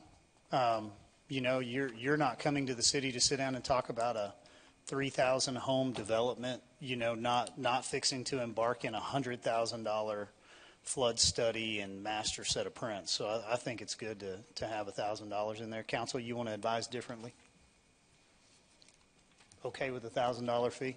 Thank you. Good with that? Yes. Right. Thank you. And I do want kind of that deterrent. That way staff resources aren't being utilized for a small little one, single street 10 house unit is kind of what we're not necessarily fashioning this for. Thank you guys for hanging in there with me. Thank you for a great job. We will ask you to bring this back, staff, April 22nd for a vote. We'll put this in place. And if we need anything further, we'll reach out through staff to you. All right. Thank you very much. Great job. Thanks for hanging in there with me. It's already a little after 5. We're going to take a recess, 10 minutes, be back in here, And we may need to take a few other things out of order on our discussions. So we'll take a recess. Thank you.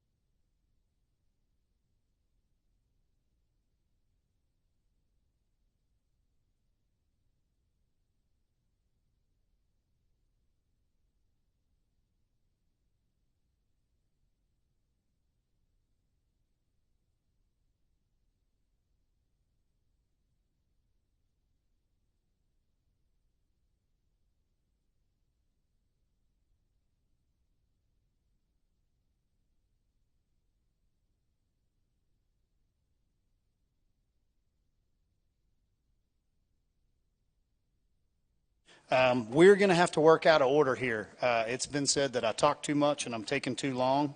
So we do have a couple individuals that are needing to get to a flight.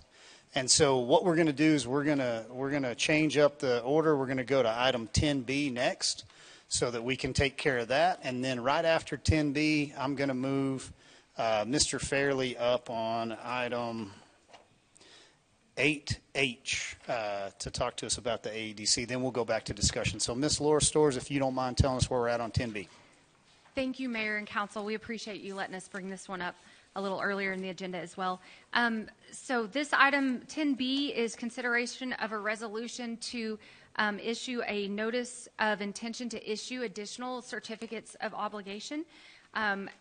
We've got Stephen Adams here to kind of walk through a presentation of what that would look like. And then we also have Donnie Hooper available to talk about what we would plan to use this debt issuance for. This is a debt issuance specifically for street projects. And so with that, I'll go ahead and turn it over to Stephen, and we can do the presentation. And I'll add real quick, too, this is actually kind of tied to your 8G item as well. So we may kind of combine a couple of the two here by doing this. So. Okay, we can definitely do that. Okay. Thank you, Mayor and members of council. Also, Bob Dransfield is here with Norton Rose Fulbright if you have any questions regarding legality. Again, before you can sell certificates of obligation like we did earlier today, it has to be published in the newspaper 2 times on the same day of the week in weeks in one after the other, and then you can't actually sell them until 45 days after the publication, and during that time there is a right to petition an election. So we ran certificates to fund a deposit for street improvements in the amount of $11,865,000. We did a 10-year amortization, so the average annual debt service is about $1.445 million a year. I think that's roughly under 1 cent on the tax rate if you were to pay it out of the INS taxes. We based it on the market as of today. You see, this is a lower interest rate than you got because this is only 10 years and we sold 30 years, but it is correct for a 10-year bond. And so we have this to sell on June 10th if you start the publication process today, and then we would close on July the 10th. So as you can see, the construction fund deposit is $11,865,000. We estimated cost of issuance of $95,000, and so a 10-year level debt service of $1.443 million.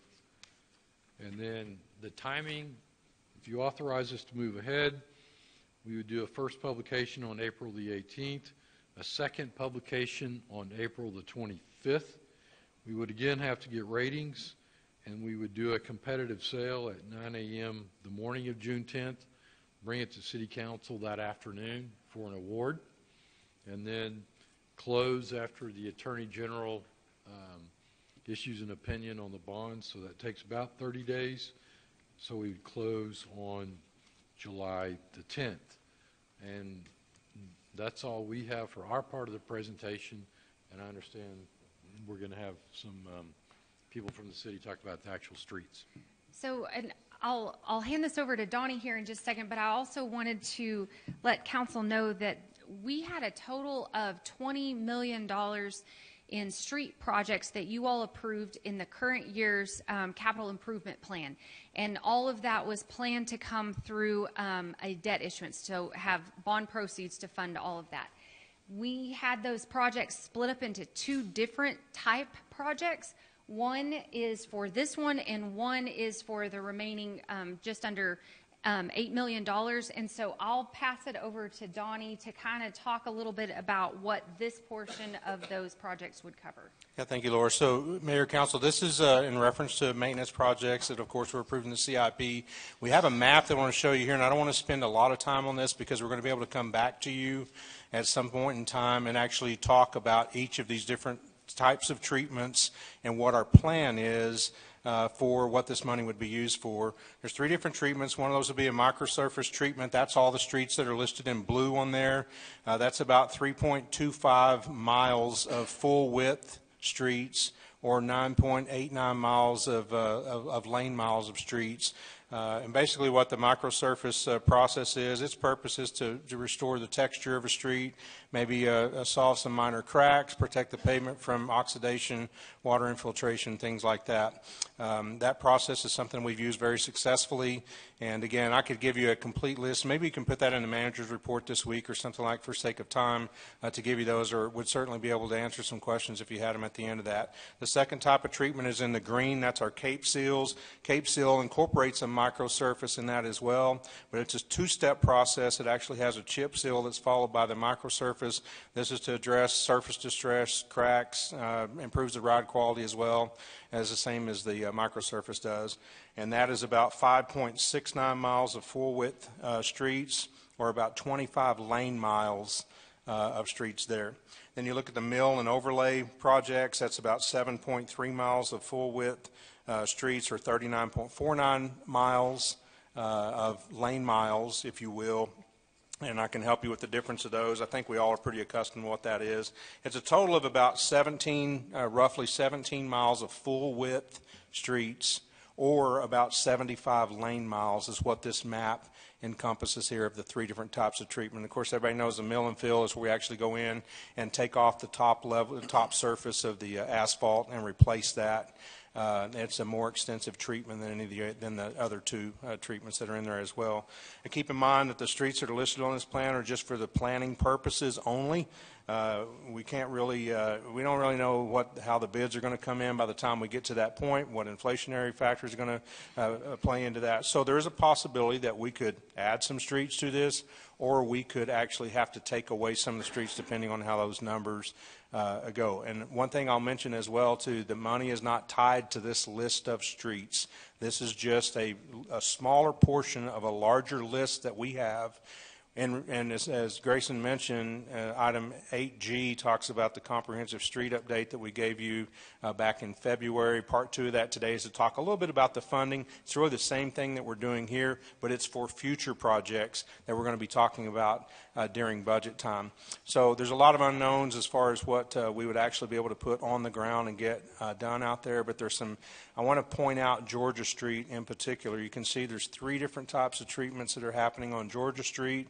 That goes all the way from 45th all the way back up to, I believe, just past the boulevard.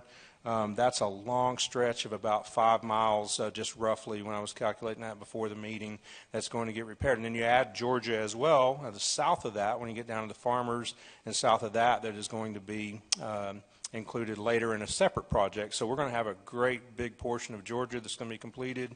Those 2 sections that are between Farmers and 45th are some of the most recent. I say recent. It's been a while since they have been developed, but in the PCI ratings, they scored very well. One other thing I might add to you, the way that these streets were selected, Alan Harder and Jackson Zahara went out and spent a lot of time. It's been about a year ago where they started their process of going through the assessment report that we had, looking at all the numbers, the PCIs that we had, and then actually going on the streets and verifying those conditions, because they changed very rapidly. And then they came up with this list based on that, what they thought they could get done with the money. Once the money ran out, we cut the list off. So do we have the ability to add streets? Certainly. There's more after that. And we'll talk a little bit about some of that in item 8G as we go through that, of what we're looking at as far as future projects and how we plan to approach that.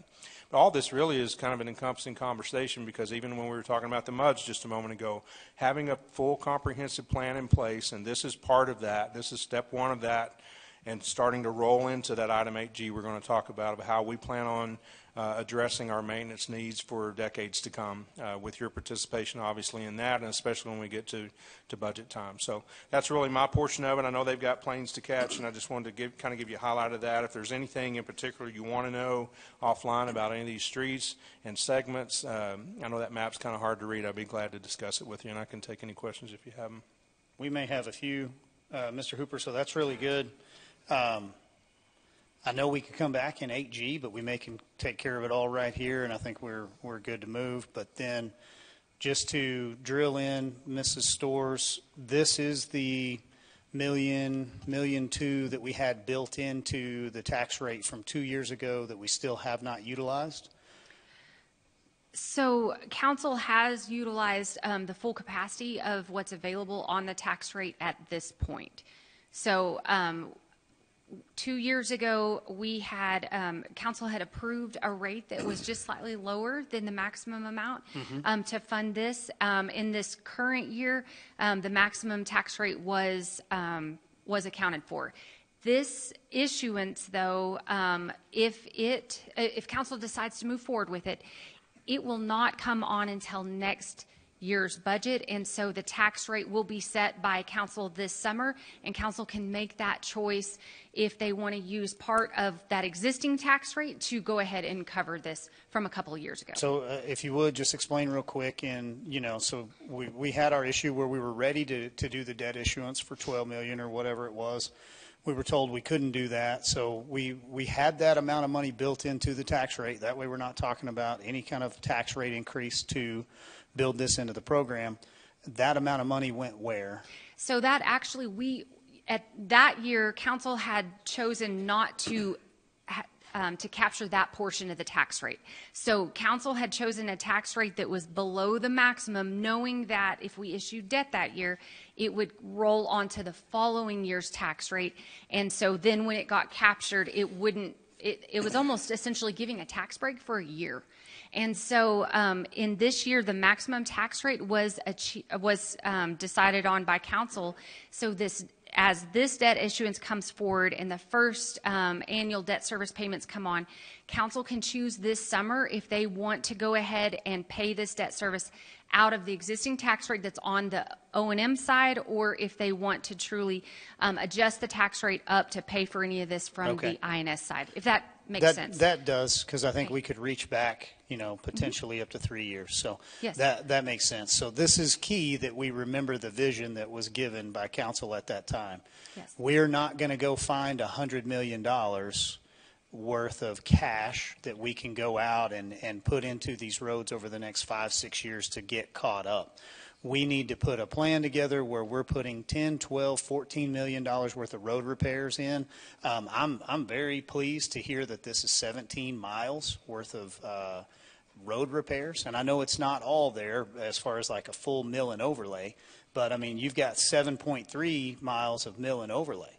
And so I think you're balancing the budget very well. I think you're maximizing the output. We obviously have all of these needs. I think we've seen them get much worse. I'm not saying that we could have avoided everything. Had we been working on this 2 years ago, we wouldn't have, because we still have degradation. But then we've seen floods and we've seen snow and we've had all sorts of weather conditions that have continued to deteriorate this. This is council's path forward, hopefully 10 years from now. So I just want to reiterate, we put this in the budget, we fund it, and we do it year in and year out for 10 years. We now have a maintenance budget built into that tax rate. As our property values go up, we're not going to borrow 11.4, we're going to borrow 12, 13, 14 million dollars, and it will be funded by those current taxes. So I think this is just once again pushing forward with this. I wish we could have done it previous. But it is a good direction. We are going to borrow our way out of this problem. I think it just to maintain, like, and this, in your opinion, would this get us to a good maintenance level, but not really catch up? Like, we're still going to see deterioration. What's our street rating? 76%? I don't think that we can ever predict what's going to happen with weather or things like that in the future, so it's hard to tie it to a specific PCI. But our analyzation of this is that if we can get on this plan, and that's really, again, what AG is all about, is staying on this plan, continuing it for decades to come, we think we can see a 74 PCI easily with that after our analysis, which is a very healthy PCI for streets. Now, it's going to take some time to get there, and we're going to have to get the program rolling and moving, but this is a huge start toward that, absolutely. And I only speak for myself. I don't speak for council on this, but I think with our intermittent solution where we said go out and find a couple contractors, put them out there, give them $2.5 million contracts, have them go do large repairs. I know you guys have looked into that. I've looked into it. I think we've seen some good surfaces that have been repaired. I think council would look at existing budgets that we still have, that we would try to replenish some of those monies. So this is a great plan, but I think if we could do more, this council would look at $1 million, $2 million let contract over the summer so that we don't turn into a fall-winter issue again. So 2 questions. 1, can you use that money? If you can, let us start taking those steps towards putting that money in your hands. And then 2, what's our ETA on this if we push it through here today? Okay, so question number 1, I mean, we're never going to turn down money for street repairs, certainly. And Mr. Harder's going to have a presentation for you on 8F about the street patching program, give you an update on that, or where we're at, how much we have left in that contract. And I think those questions would probably be better answered there. Okay. As far as this is concerned, I want to mention one thing that we've talked about as a team as well, that, again, we don't want to start issuing debt. We don't want to start talking about the money of a construction of projects until we're ready to go for that. So even just a few weeks ago, Laura came to me and said, are we ready for this yet?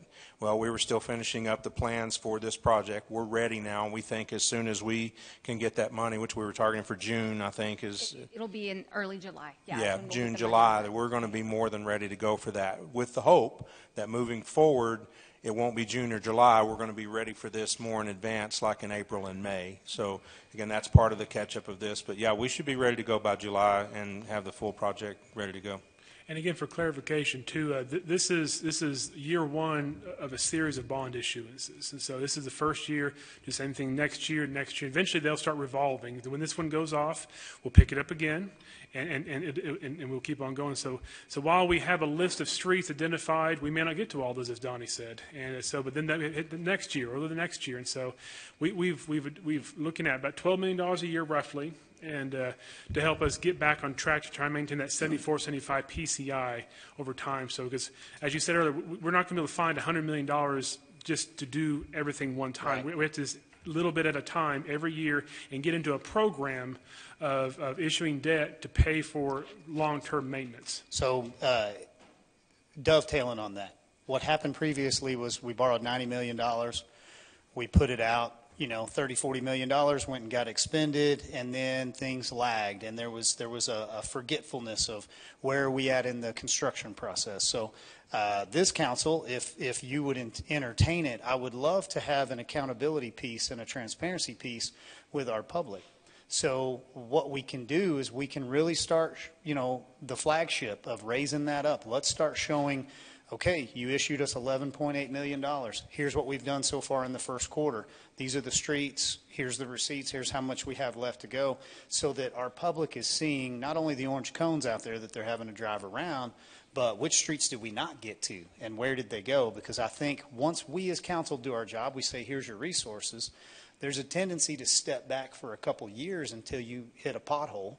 And then you realize, man, I don't know if we're getting all those. So can we have something in place? Do we already? Mayor, actually, I'm glad you brought that up, because something that we've talked about as a staff on my side is the fact that we've got to be a little bit more we've got to be a lot more proactive in the way that we have all of the tools we need to present everything that we're doing to the public on a regular basis. Hey, we're starting work on this street. This is a part of this project, blah, blah, blah. We can go through that and do that. And we plan to be a little more proactive in our approach as far as announcing to the public what we're doing, where we're doing it, why we're doing it there, giving updates, being more of a positive in front of those streets. Because I think that we recognize that. And one other thing I mentioned too, and it tags on to what Grayson was saying, is that you mentioned a moment ago that I wish we could have done this 2 years ago. I really feel like the 2 years gave us time, or at least the past 6 months, 7 months has given us time to really come up with a good plan going forward. And if you don't have a good plan,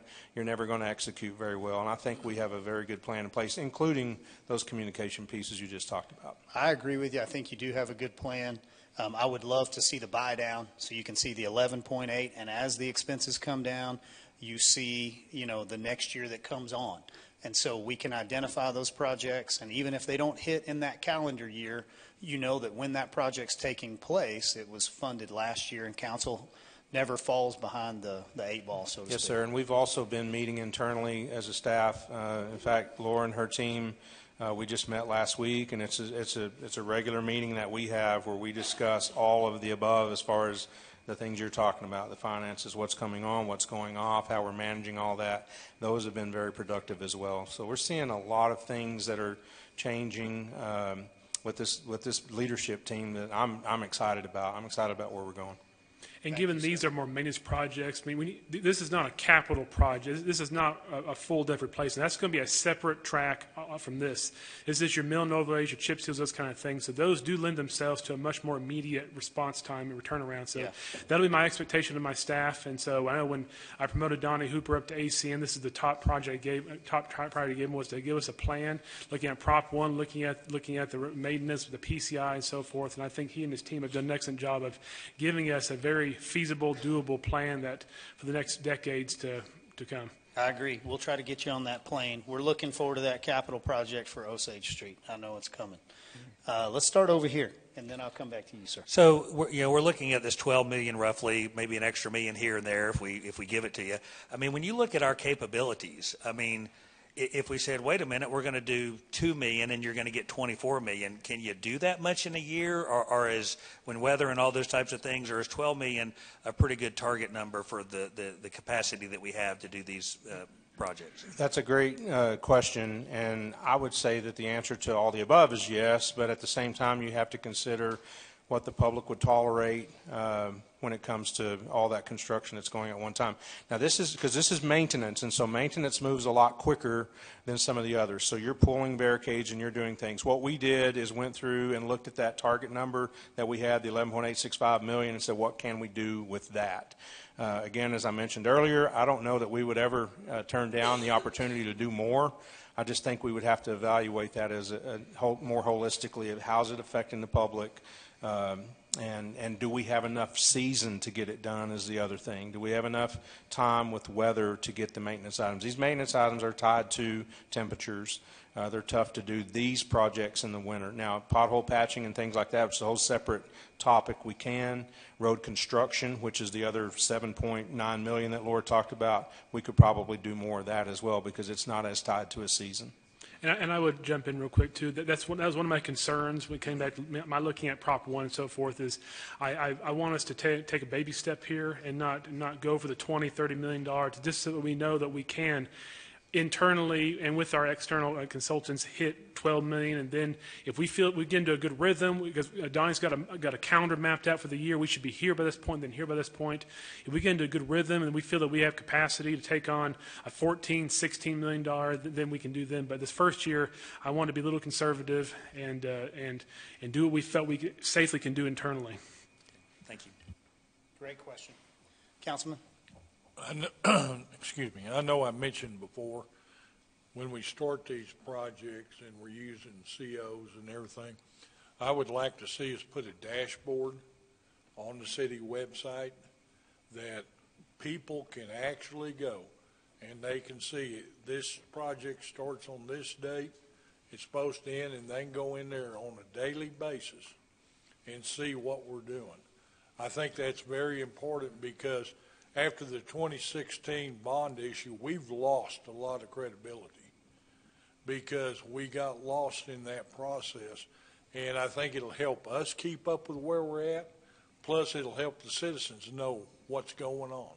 I just would like to suggest that. Yeah, comment on that. We've already started working toward designing a dashboard for that. I had some conversations with Jerry Danforth 2 weeks ago or so, and we were talking about just exactly what it's part of that communication program, getting it out, social media, getting it out in the media, however we can do that so that the public can be aware of what we're doing.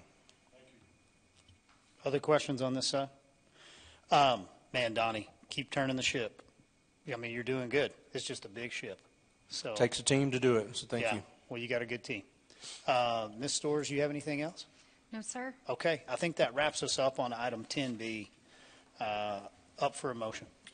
Move to adopt resolution number 4-8-25-1. Second.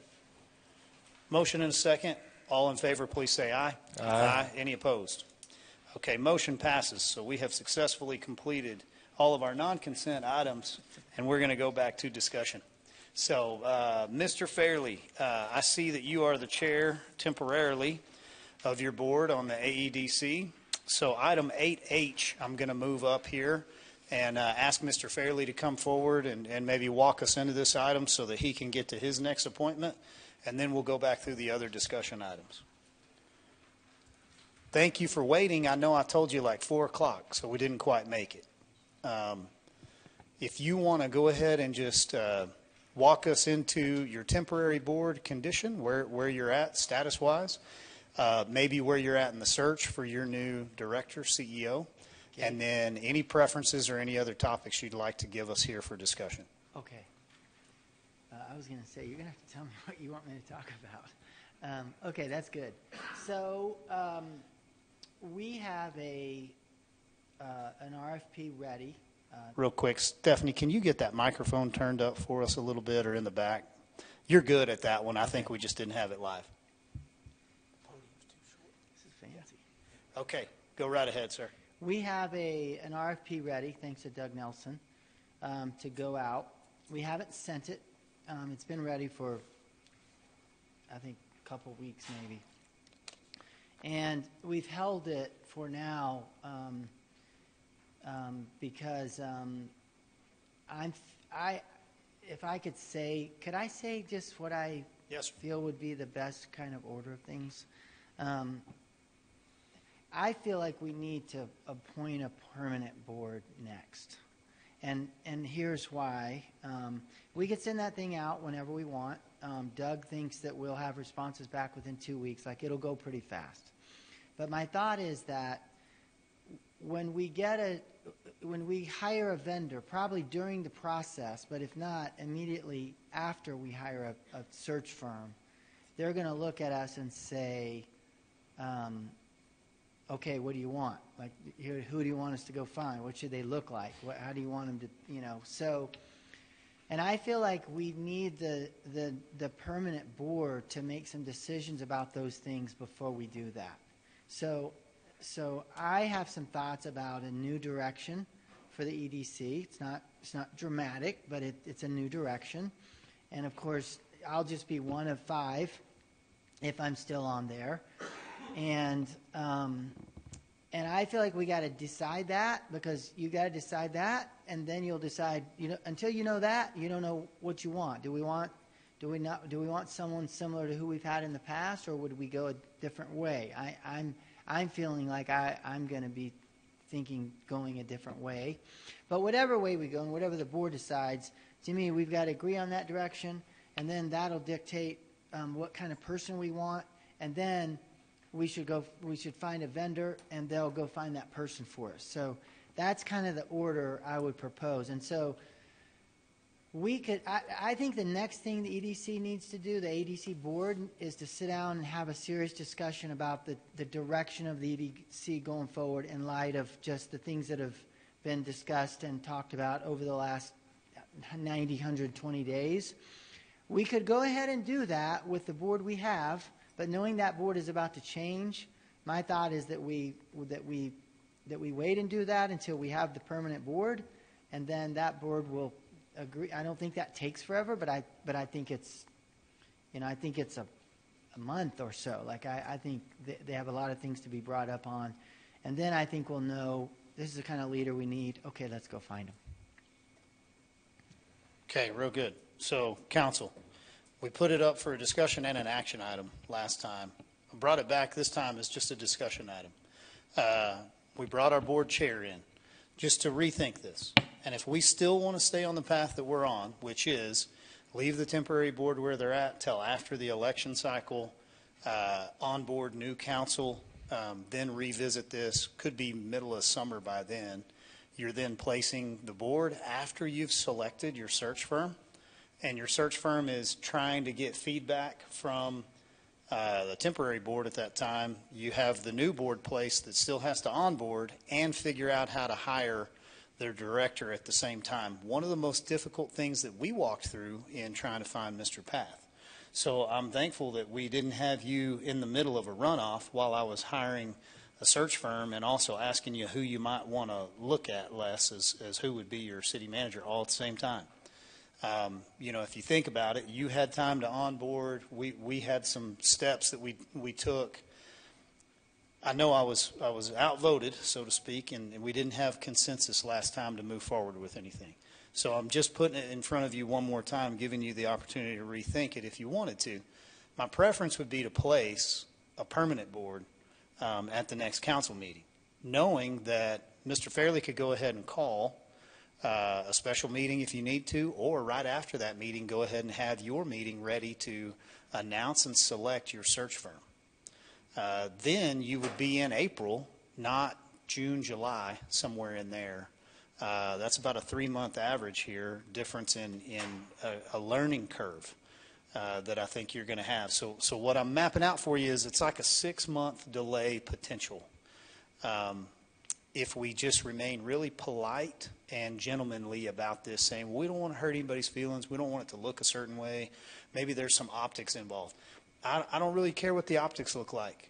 I want to do what's best for the organization. The AEDC needs to be moved forward in a strategic business plan. Once again, that is what's missing in this vision that you're laying out, Mr. Fairley. So I'd like to see you with a permanent board, whether you're on it or off of it, working towards that. So, Council, I've kind of given you my pitch there, and I gladly listen to you once again if you want to go a different direction.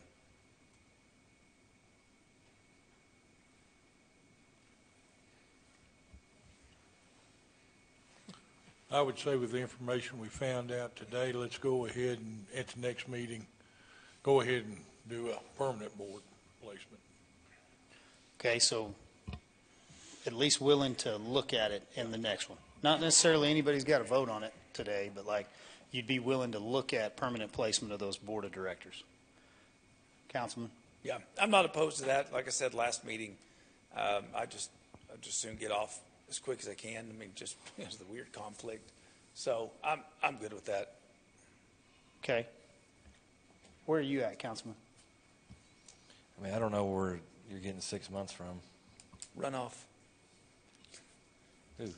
I'm just saying, if there is a runoff, I think that's what you're referring to. I think, and let me clarify, because I know I was talking fast and maybe didn't explain myself thoroughly.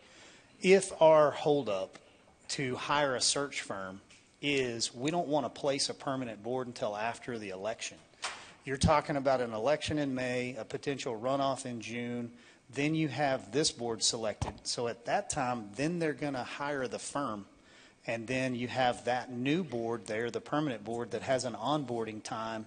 So you're not going to push that search firm near as hard if you just got placed in that seat. Okay.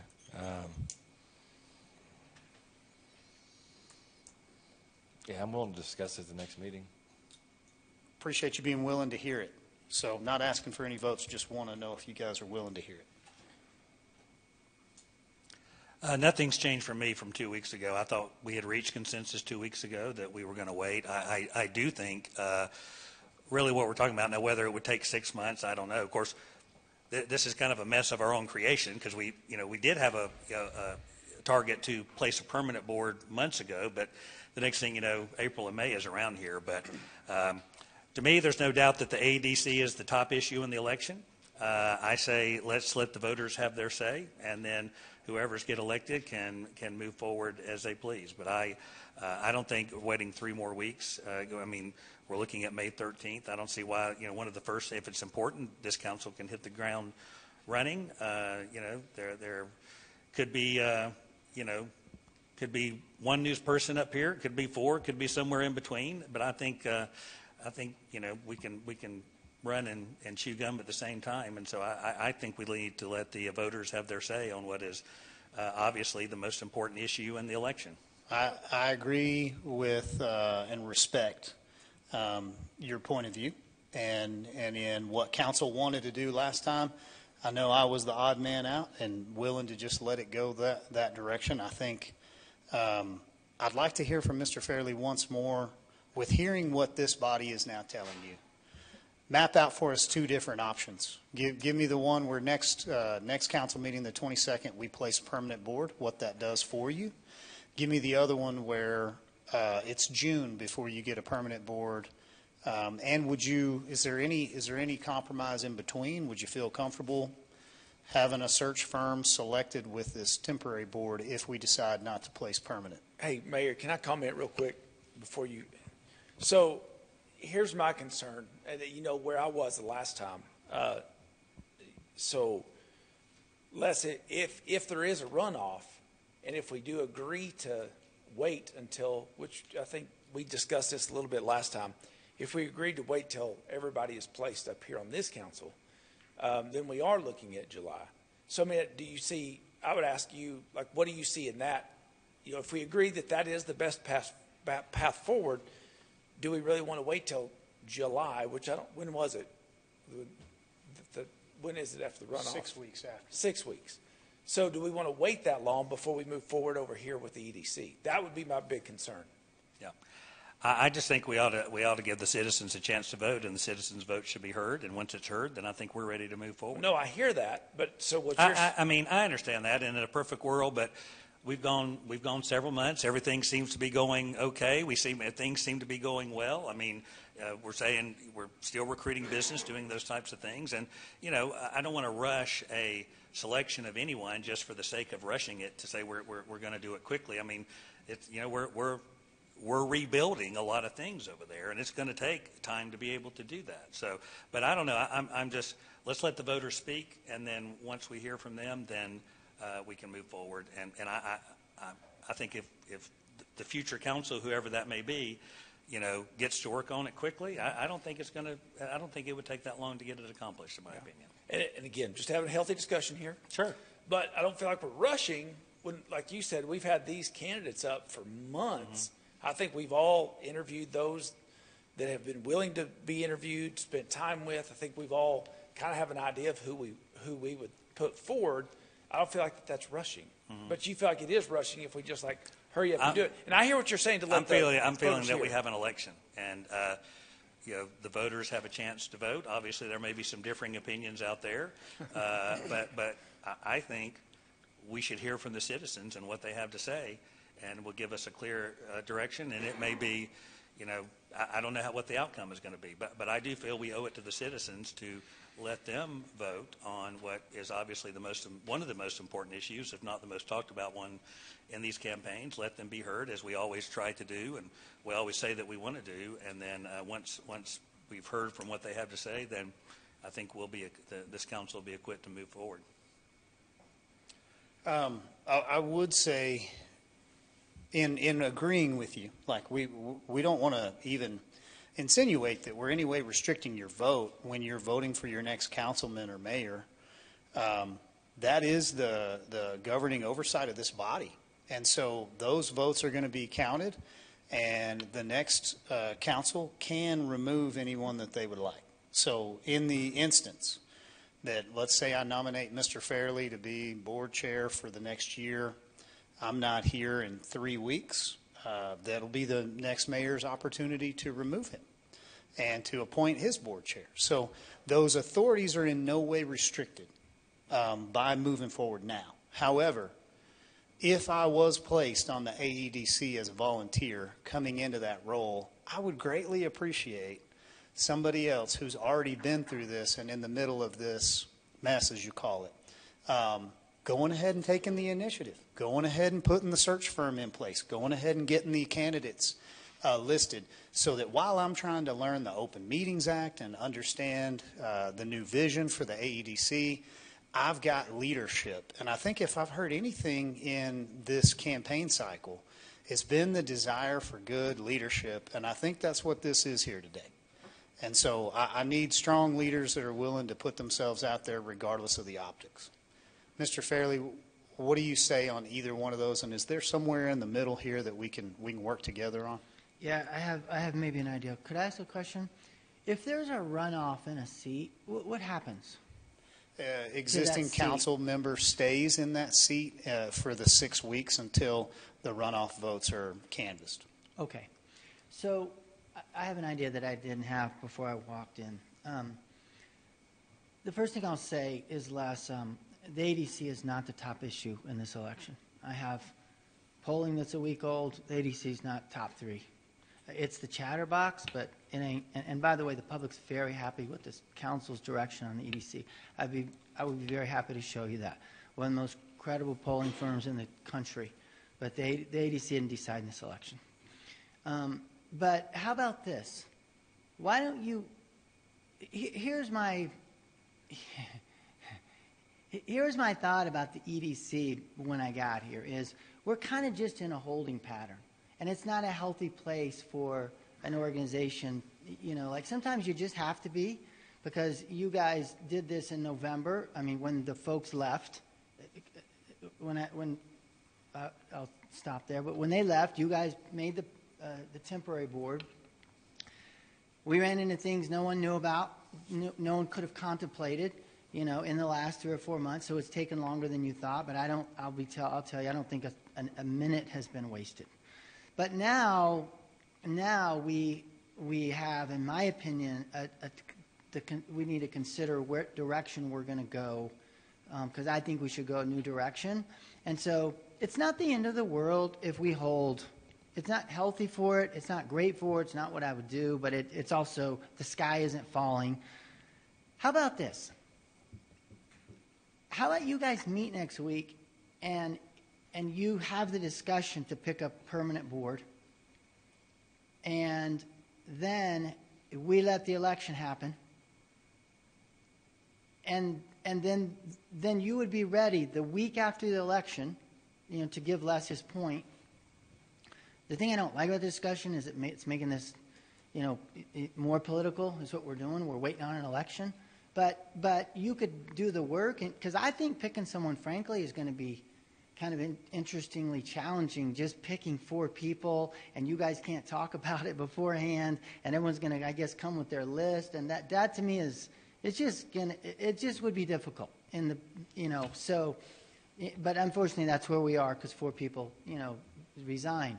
But what if you guys met next time and did your picking and decided, and then waited to appoint them so that you were ready after the election, and the meeting after the election, because my data says we're going to have 1 new city councilor, and that may be in a runoff seat, and so we could have these 5 people, but we'll see. But you guys do the work and get ready. Be at the start line, so that if these 5 people are here after the election, then you can, in the next meeting, say, okay, we were ready, let's go. And then if it's not, if there's a big swapperoo, then they can wait and see what happens. But I would say do the hard work, make progress, get ready, and then you don't have to pull the trigger till after the election. And then we're ready, and we're not wasting time. Let me ask City Secretary, I can't see her around the marble, but I'm assuming she's there.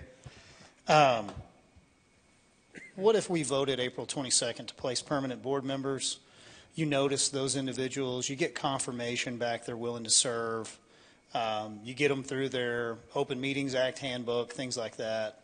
How long does that normally take before they go to attend their first meeting? If we were to appoint them April 22nd, Mayor, they could join the May meeting. So they have to complete their Open Meetings Act training within, I believe it's 60 or 90 days of taking office. So here's a potential compromise, just following the lead of our board chair here.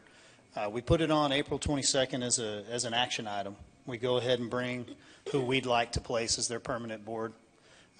We could vote that through with the caveat or the consideration that those individuals don't get to that seat until the May meeting, and you could push the May meeting until after, what is it, May 10th that the votes are canvassed, or 12th? May 13th. May 13th. So, or you go ahead and you have your meeting early May, knowing that is going to be the temporary board's meeting still, regardless of who is placed, and that new board doesn't start until June. But then you're taking action with search firm, which is really what I'm pushing for here. I know we're talking about election and things like that, but that's not the goal.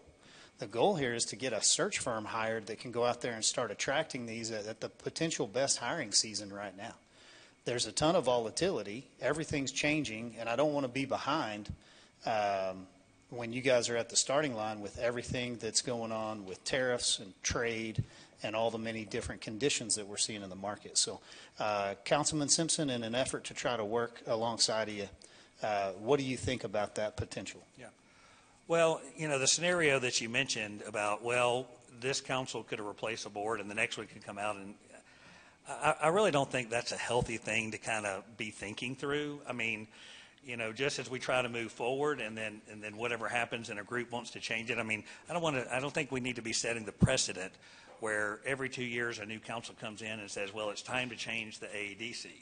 I would just say this. I would not mind having a discussion at looking at this list of people that we want to narrow down, but I would not be in favor of an action item until after the election. I would be glad to have a discussion and let everybody talk about those that, as I said before, I probably tried to talk to about a dozen or so of those on there. If someone else wants to present someone that I haven't talked to, I've always said I want to make sure that I'm talking to whoever, we may be considered. And since we don't know the names and haven't known the names, but I don't mind discussing it at the 22nd. I think that would be a good discussion for us to have, but I would not want to have an action item until the voters have a chance to have their say.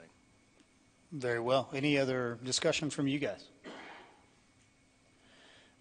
Okay, so I'm going to do what I feel I'm hearing council tell me and what I think is in the best interest of the entity. I am going to move forward with April 22nd action item because I don't think it's healthy to have just another discussion that doesn't go anywhere. And so the only reason I put this on here today was in one last attempt to try to take action on this because I know it to be the right thing to do. So I would ask staff to go ahead and put that on, and we will hear the discussions at that time. We'll see what happens, but that would be my request. Mr. Fairley, I appreciate you being here, sir. Yes, sir. Thank you, guys. Thank you. Okay, we're going to move back to 8C, Nurse Navigator, AMR. So do we happen to have, all I have is AMR, so if whoever would like to present, please come forward and walk us into this item.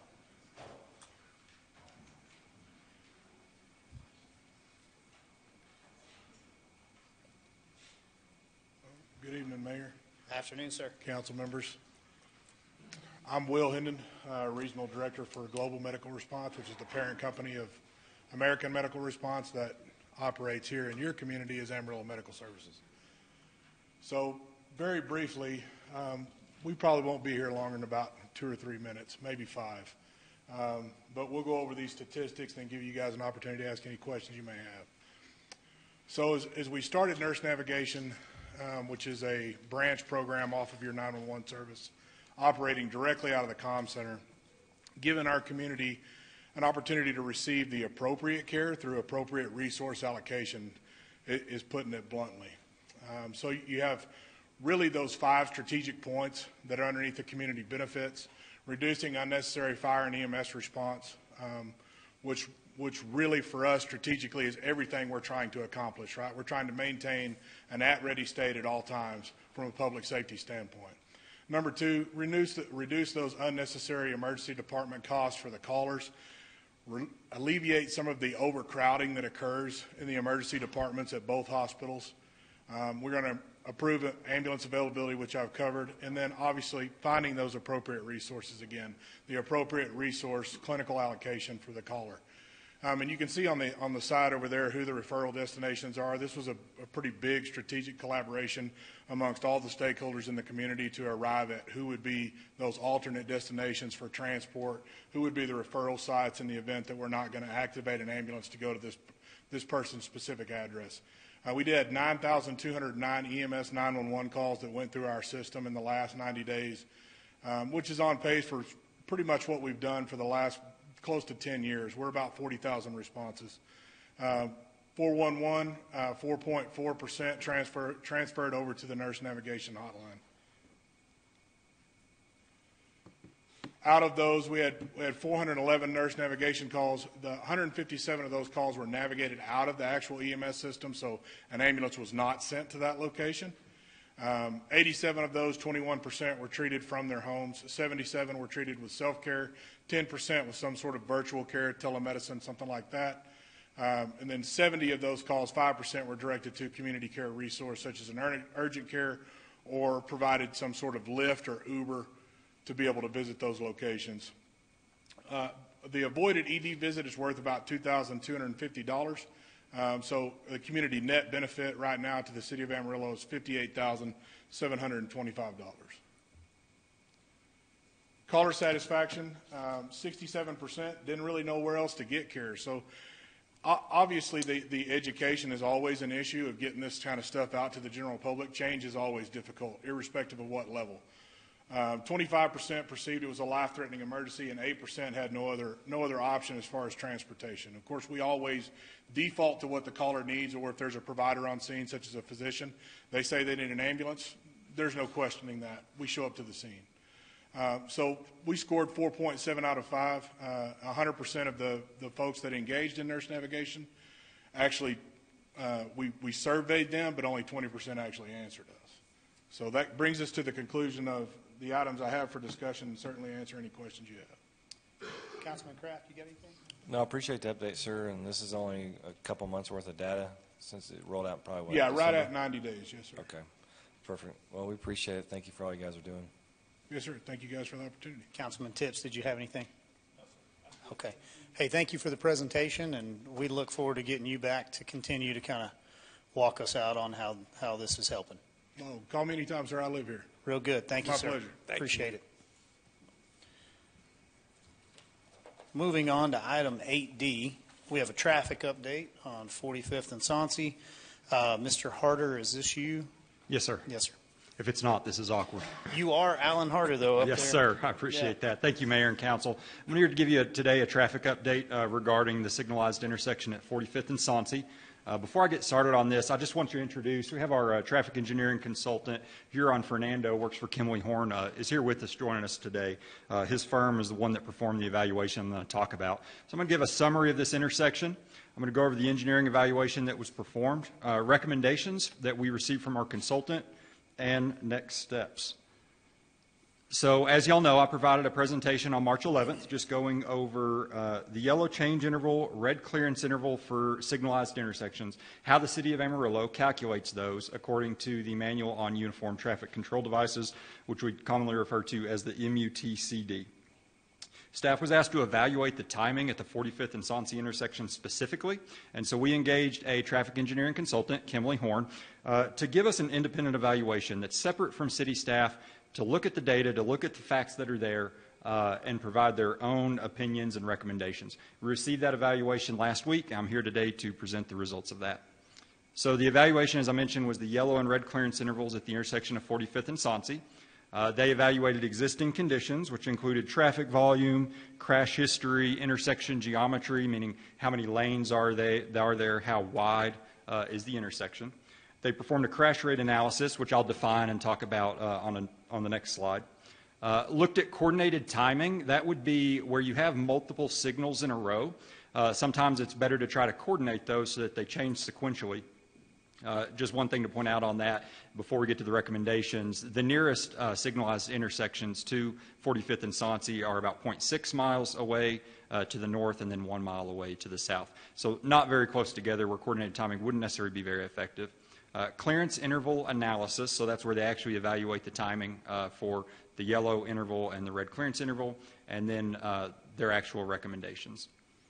So crash rate definition is intersection-related crashes per million of vehicles entering an intersection. So looking back over the past 3.5 years, 45th and Soncy intersection has a crash rate of 0.06. To give you an idea of what that means, it means for every million vehicles that enter the intersection, there is about 0.06 crashes. Around 43,000 vehicles enter that intersection per day. To kind of put it in perspective, looking at data from TxDOT and some other states, it's not uncommon to see crash rates as high as 0.4, 0.5. There is no standard goal. Ideally, 0 is the goal. So there is necessarily no threshold, but 0.06 is a relatively low crash rate when compared to other signalized intersections. So the clearance interval analysis, what they found, Kimley Horn found that the city of Amarillo is using calculations based on the Texas MUTCD latest edition. Our consultant analysis utilized guidelines from an Institute of Transportation Engineers publication that was dated March of 2020, which actually uses slightly different equations. What they found was a recommended decrease in the yellow change interval and red clearance interval for through lanes. So what that means is that currently, with the calculations the city performs, our intervals are actually higher than what the consultant would recommend. And so we're providing more time for traffic to go through the intersection on the throughs. However, they're recommending an increase in the change interval and the red clearance interval for left turn lanes. The reason for that difference is that the newer standards that the consultant was using, or the newer guidelines, really take into account very slow turning speeds for that left-hand turn. I want to provide more time there for that. So the recommendations were to modify signal timing parameters to reflect latest industry guidance. And again, I want to point out, even though there are newer guidelines as of 2020, the City of Amarillo is still using the latest edition of the MUTCD. And so it's not necessarily that what we're using is outdated. It's just different from what our consultant is using. And then they asked us to evaluate the benefit of timing signals along Soncy Road to improve coordination and reduce the need to stop and start. We had kind of discussed this with them after they sent this in, and trying to coordinate signals is something that our traffic department does in many locations. Sometimes somewhat effectively. Downtown would be a good example of that, where there aren't a lot of driveways coming into the road. You can kind of time when the signal needs to change so that vehicles can go through it. In a situation like on Soncy, where the nearest intersection is 0.6 miles away, there's a lot of driveways, there's really not a good way to time that. Vehicles space out, they slow down, so you can't really time it perfectly. Also, anytime that you try to time signals in one direction, there are compromises that have to be made. That creates conflicts in the other direction. So something we have looked at, are definitely open to, but our consultant even acknowledged in their report, it may not be possible just based on the separation of the intersections there. So next steps for us, as Soncy is TxDOT right-of-way, any changes that we would propose to make there need to be reviewed and approved by our partners at TxDOT. And so that's the proposed next steps, that we actually sit down with them, look at these proposed changes, and just determine, is this in the best interest of the public? Is this something that the state would be willing to approve? So with that, I'll ask if you have any questions. Councilman?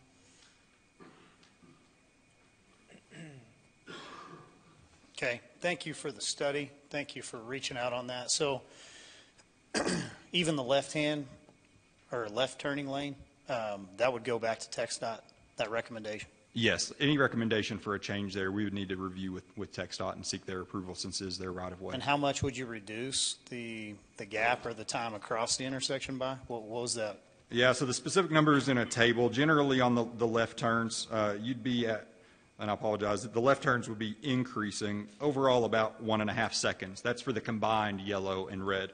The reduction would be on the through lane, so where we're overly conservative, would be a reduction of about 0.5 second. Council, you want to do nothing, or you want to go ahead and have him send it to TxDOT?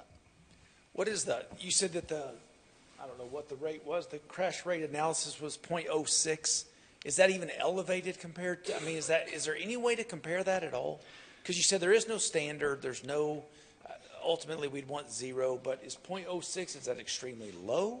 It is relatively low, yeah. So looking at other intersections across the city, I mentioned during the last presentation, we look at crash rates every year, and the 10 highest intersections, we go and evaluate those times, make sure nothing's changed that we need to evaluate. Some of the other intersections we saw were around the 0.3 to 0.4 range, so this is relatively low compared to other intersections. Extremely low. It's not top 10, probably not top 20. That's right.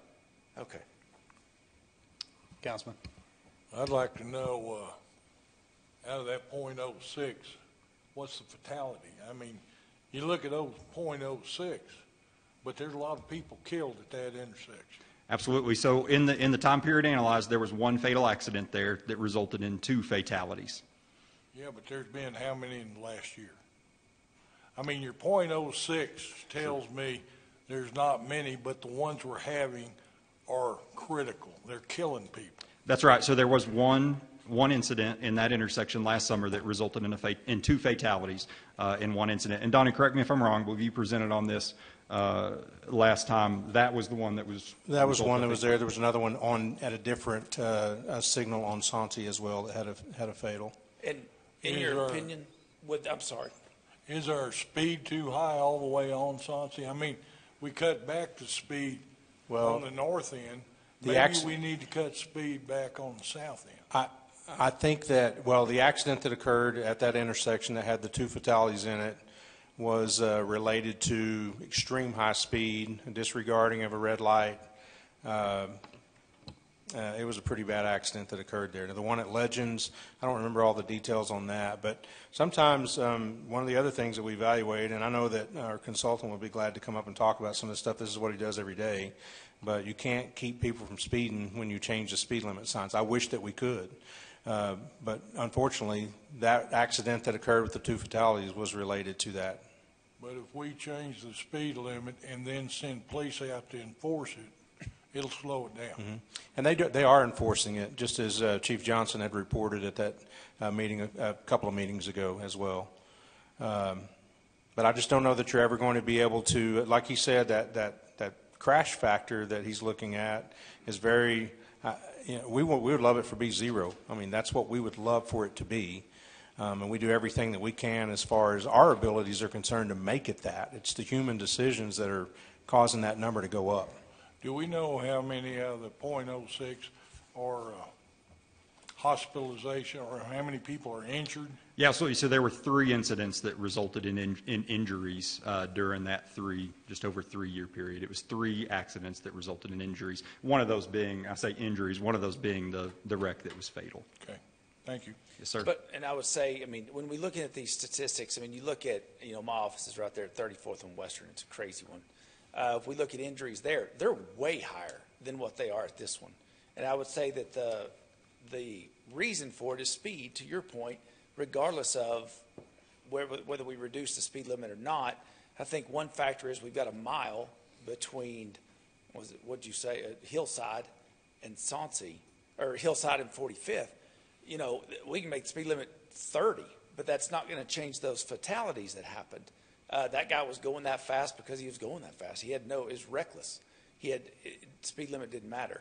So, I mean, I would say, if we patrol or we do whatever, there's many other intersections. I would like them all to be 0, but there's many other intersections that I think that it would be a better use of resources to say, hey, post them there because we're running red lights, we're speeding, we're doing this. This is not the one that we would do. In my opinion, I mean, based on the facts that we have here, there's many more that speed and running the red lights and doing all that are way worse than this one. Yes, sir. And the instances that you mentioned, Councilman Sherman, or that you asked about the other injuries, the one that was fatality, the result of that was failure to control speed, or I should say the cause. The other 2 that resulted in injuries were influence of alcohol in both circumstances. Yeah. You looked at that one intersection. Did we look at comparison, for instance, 34th and Western? No, sir. So we really focused on this one intersection since that's where the complaint was about. Because I think to get us an overall picture, I think we needed to run an average of what we're doing citywide. Now, I don't say we need to run, you can pick and choose where you want and what neighborhood. Councilman, I think related to accidents and related to injuries, fatalities, things like that, we have that data as far as intersection crashes, if that's what you're talking about. I would like to see that, please. Yeah, I think the presentation we gave on that, I think that was the one that you were not at, and I can certainly share that with you. All right. And give you all of that data in person if you would like. I would appreciate it. Thank Absolutely. You. Councilman? No, just to answer your question, I wouldn't be opposed to giving that to TxDOT. Okay. Yeah, Councilman Simpson, do you have anything? I think with the 3 fatalities and it being a TxDOT roadway where we have that partner, before we go and we do a full study on multiple intersections and looking at other resources that we would expend, maybe you bring that partner to the table and see what they think. Who knows? Maybe they have other intersections that they'd like to look at the same time, and we could collaborate with them on just TxDOT intersections that are inside city limits. Start there. Certainly. Alan, if you don't mind me interrupting you too, I might mention too, and I think we don't do a good job of explaining what our traffic engineering department does. Maybe that's something that we need to let you know during the budget process of how many of these intersections we study each and every year, how many of the corridors we study as far as transition timing. That's what they do all day long. So it's not like we sit and wait for something to come up and us say, okay, well, we need to go study that. We're pretty much keeping an eye on the main corridors year round. And maybe, I think during budget, we need to probably remember that so that we can give you a better idea of the things that we're doing on a regular basis. Yeah, and I mean, we've got a citizen here that brought this to us, so that study, if you have that data, that material, I think if we can post that, we can share that, not necessarily just bringing it to council and budget. I think if we have some good statistics that we'd like to share, if we can present that in a way, I wouldn't be opposed to that either. But I think the direction here would be to go to TxDOT and see what their lead would be. Okay, appreciate that. Okay, thank you, guys. Item 8E, Mr. Danforth, you're finally up. Service Center Complex Remodel. Thought you just remodeled it. Mayor, we've been doing a lot of remodeling out there. I appreciate you letting us bring this to you. Grayson felt it was important to give you a refresher, and I agree with him wholeheartedly taking a look at this, because this is tied into several different things that caused us to need to do this. So the purpose for the remodel is to provide a more efficient, modern, comfortable space for the water distribution department as well as wastewater collection. Keep in mind that the building that we're going to be talking about is 85,000 square feet. It's the big dog that's out there at the service center. Relocation of the drainage department to the former wastewater distribution collection offices. So we're going to recapture that space and move a department into that. The project aligns with the recommendations on the space study that was done by Guernsey back in 2020. And this is basically the fourth leg on the stool of that whole space study and increasing the efficiency of those departments that operate out of the service center. The goal is to ensure all departments have adequate space for current and future needs. And that's the reason I bring up that 85,000 square feet. In that building, as we go forward, understand that a lot of that is the staging, as Donnie referenced back when we were talking about snow removal. The streets department's able to stage and prep for that. The water department stages inside that building and preps for it. Reloading, working, and maintaining inventory all take place in that structure that we currently utilize now that we didn't have available to us 2 years ago. The current condition of the offices over there, the mechanical, electrical, plumbing is all obsolete, and you'll see some photos here in a little bit. It no longer meets current energy standards, as well as the area is hot. It does require asbestos abatement within that facility. We have asbestos in the floor, in the ceiling, and actually in the drywall inside the structure. The restrooms do not comply with ADA standards. The entrance does not comply with ADA standards, and the current condition of the office is outdated and requires renovations. And as we go through these slides, I'll kind of highlight some of these. When we did the concrete on the exterior of the building, you'll notice that we left out this area knowing that this was coming, so there was no reason for us to go up to the building knowing that ramp on the exterior of the building did not meet any ADA standards or any accessibility standards that we currently fall under. This is an overhead look. A lot of this construction and design on this building was done in such a manner as to enhance the safety and operations of that facility. So the taller section of the building on the right-hand side is where the traffic department works out of, streets department's over there, and the larger section over to the west would be wastewater collection and water. All of the movement out of that building comes in the front side and exits out the back. We no longer try to take that traffic down through the neighborhood. We take that traffic out the back onto the frontage road and then come around out of that. Right to the far right of that picture, or my right, would be the new fuel islands that you guys came out for the ribbon cutting on. So you can see the way that we've designed all of that is to eliminate as much cross connection on traffic as we can, because all of this is potentially heavy equipment going through that area. This is the condition of some of the mechanical systems in there. This was installed back in the 70s, early 70s. Doesn't meet any current energy standards. We can't even get replacement parts for this. The same is the case with the HVAC. We put a new roof on that building at the very beginning of this because that building was leaking like a sieve back in the day when we took it over.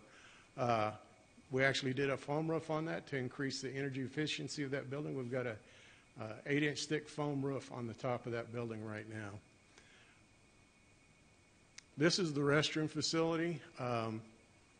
If you'll notice the divider wall, the proximity to the sinks, and that lovely sink area there that we've got some staff that cannot fit in there to wash their hands. Let's just put it that way. This is another of the restroom facilities in there. Of course, none of that meets ADA. This is what that space looks like. So we're looking at demolition of that space, asbestos abatement, and then new construction.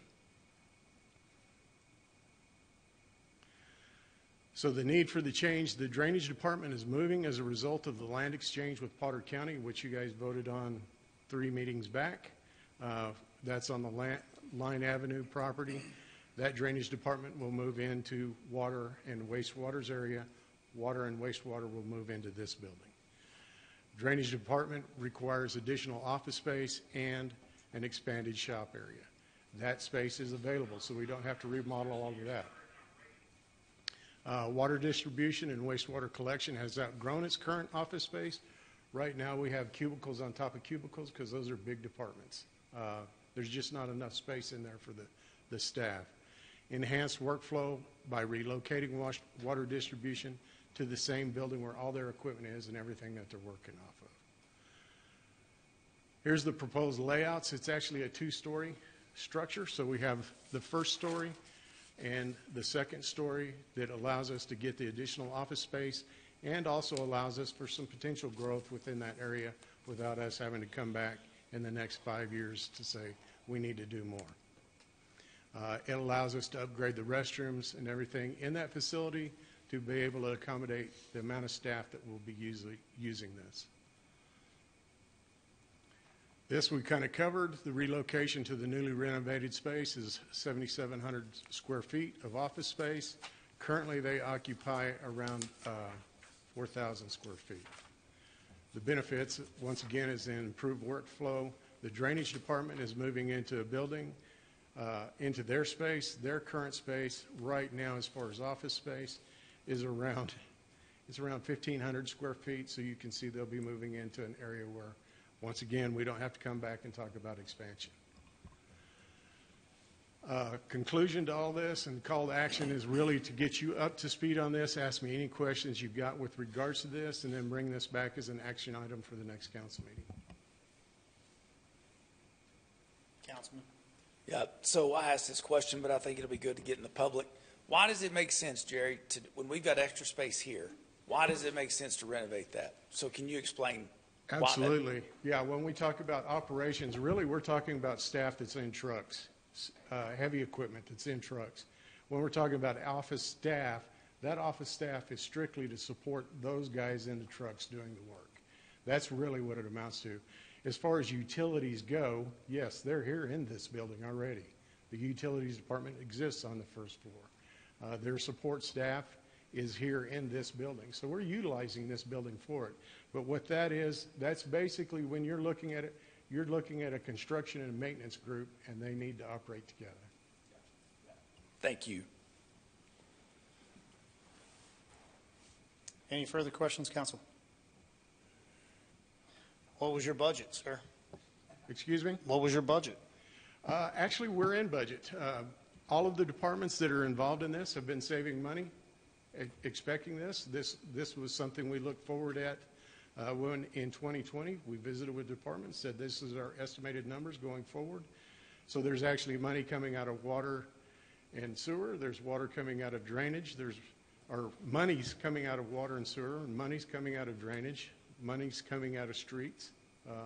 So all of them collaboratively coming together within their operations have been able to save this in their E&I accounts to be able to move forward with this. So you found the funding in existing budgeted items? Exactly.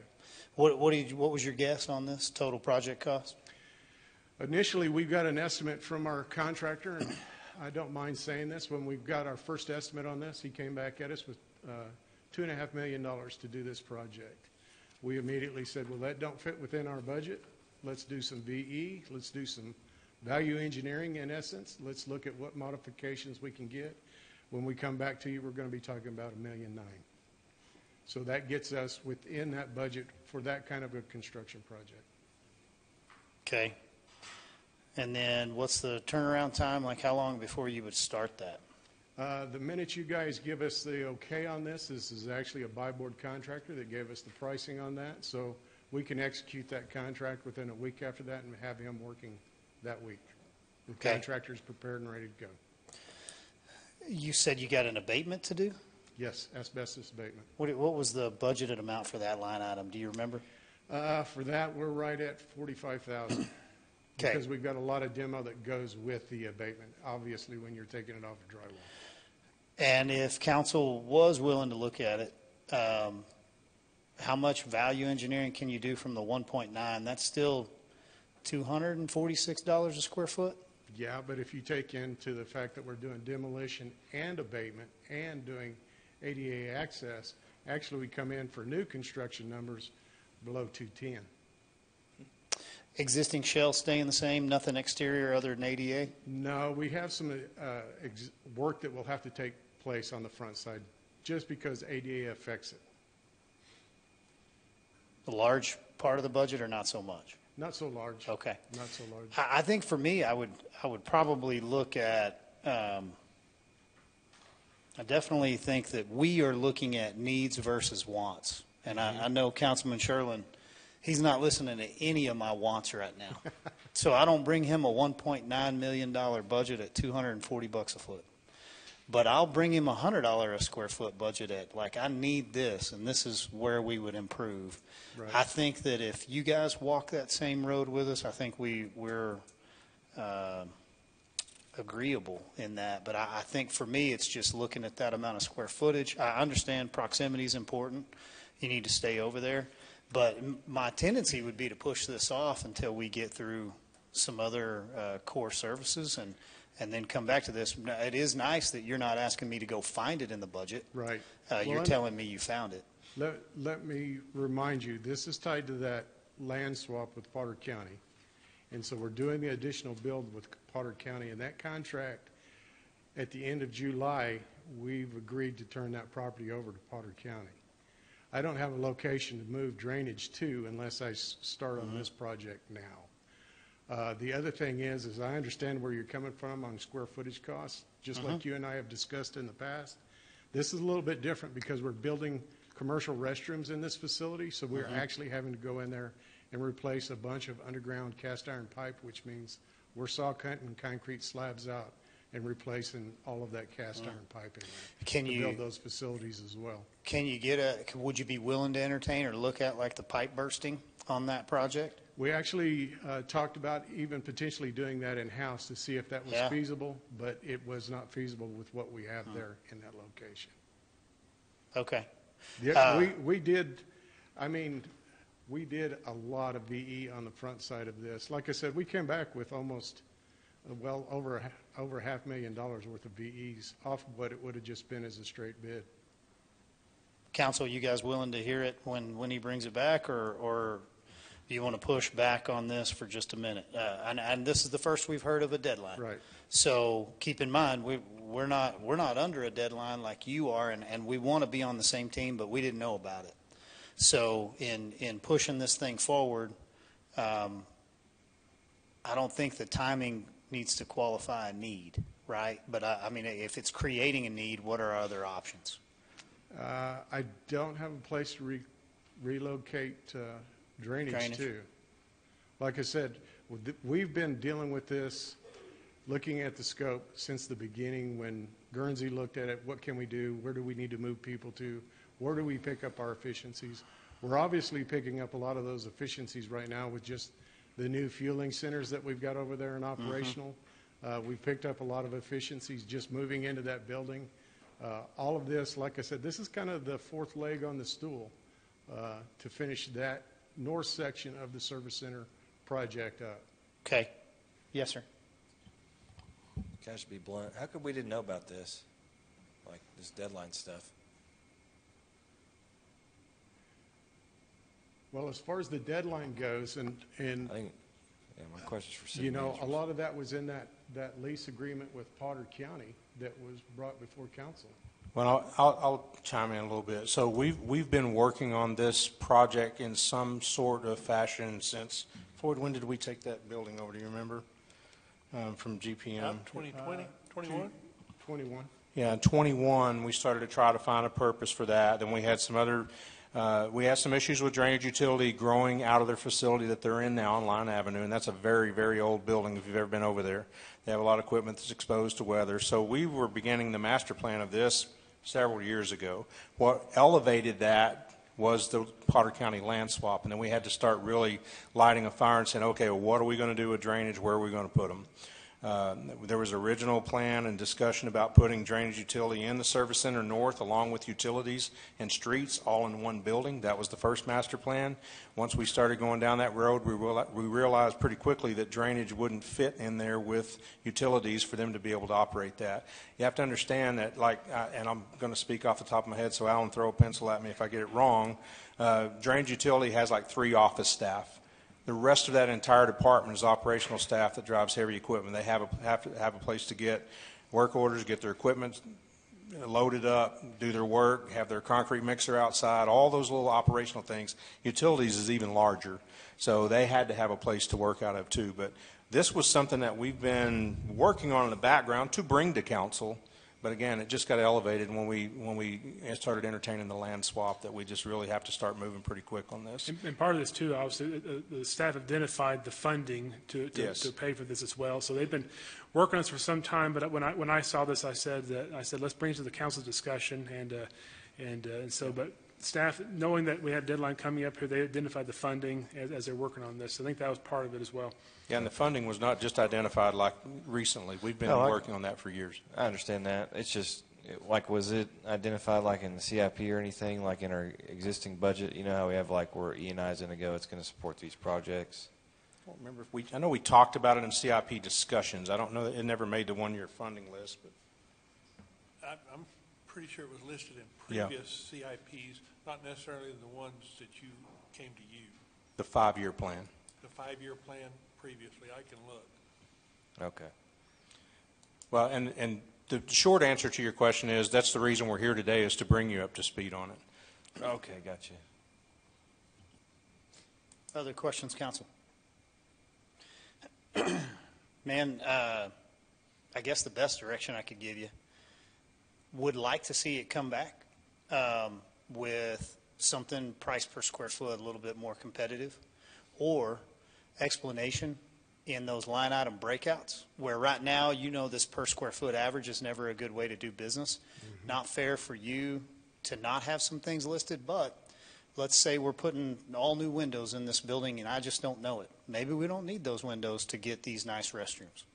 And so I want to be able to show that even though staff went and found a budget and found funding for it, that's not really the vision of this council. I mean, we're looking for a zero budget line item moving forward, not a fund balance left over at the end of each year. And this council continues to push for, like, we want to help you guys. We want to know that we're putting the money where you need it. It's harder for us to feel like we're doing our job if you're out there finding the monies in your own budget. Now, we appreciate that, but I think that that's something that I'm hearing my colleague here to my right push back on. So let's do this. I don't think we've lost anything. I think you brought a discussion item, bring a presentation. Let's go through those line item budgets. Let's make sure we're spending the money like we need to. Well, Mayor Stanley, I'm a little nervous doing that method because I'm hesitant to share a contractor's cost in a public forum in a scenario like this. I understand the square footage, but for instance, millwork, one contractor can get it for one price, one can get it for another price.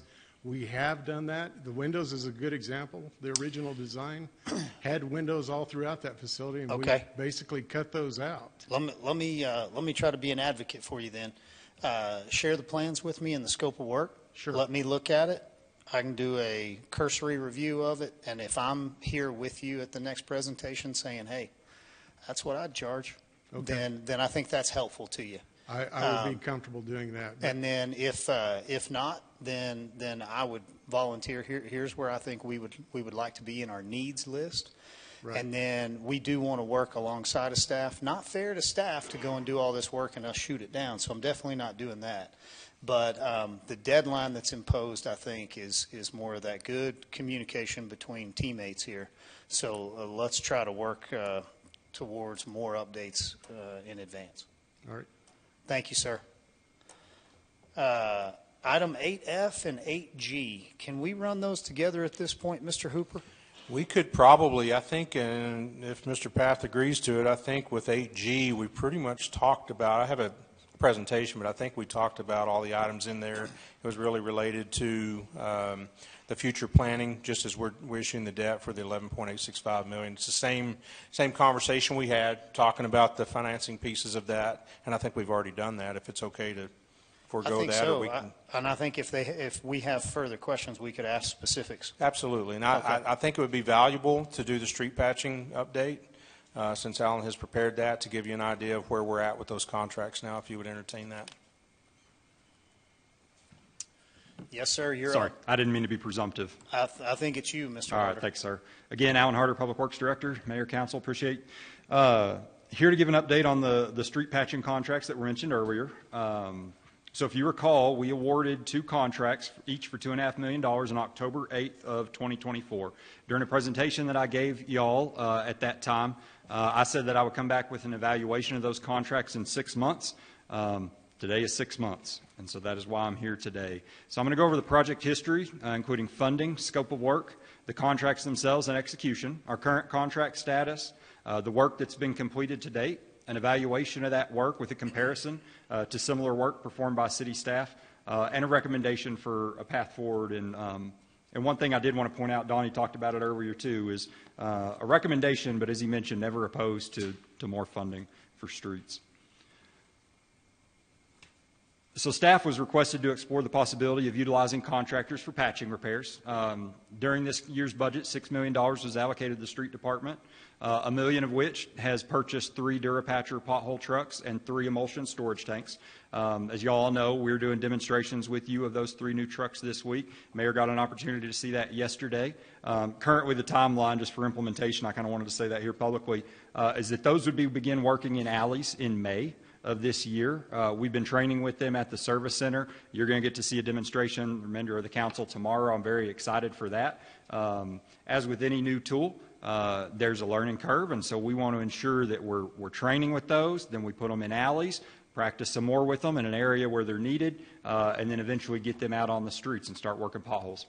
And then the remainder of the fund, $5 million, was allocated for general repairs to streets. So we put forward a street patching contract that included asphalt pavement patching, crack sealing, and brick pavement repair. Contracts were awarded on October 8th to Advanced Pavement Maintenance and L.A. Fuller & Sons Construction for $2.5 million apiece. Notice to proceed were issued on November 1st of last year. Work was assigned and has been assigned from existing service requests and then identified needs, as well as new service requests that are reported or identified. Contractors were chosen for different repairs, really based on bid pricing and availability to perform the work. One of the contractors was more competitive on larger repair areas. The other contractor had more competitive pricing on smaller areas. So that's generally how the work has been divided up. Now, I mentioned before that we were doing asphalt pavement patching, crack sealing, and brick pavement repair. Well, this winter, very harsh winter, a lot of snow events, a lot of extremely cold weather have caused quite a few potholes to appear. And so it's really necessitated a focus on asphalt pavement patching. And you'll see that's been the primary point of the contract. So contract status, Advanced Pavement Maintenance has invoiced $2.48 million to date. So their contract is effectively complete, 99.4% complete. There might be one more small patch that we could get out of that contract.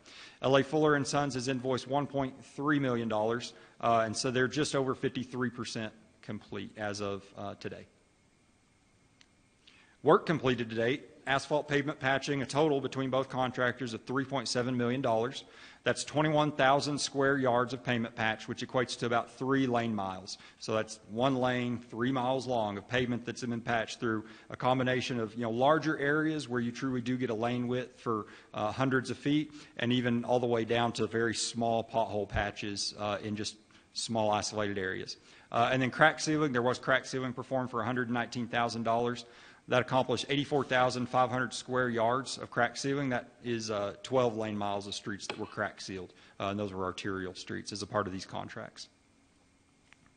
So kind of getting into the evaluation, Roy wanted to look at a apples-to-apples comparison of the price that we pay for contract labor versus what our street division is able to do. Looked at unit costs that include direct and indirect costs. So that's things like traffic control, mobilization, labor, materials, equipment, administration of contracts, versus in the street division, administration of the department, and other incidentals that I don't have listed out there. So looking at contracted work, and again, this is not one contractor in particular. This is just looking at the total amount of work done and the cost that's been paid for it.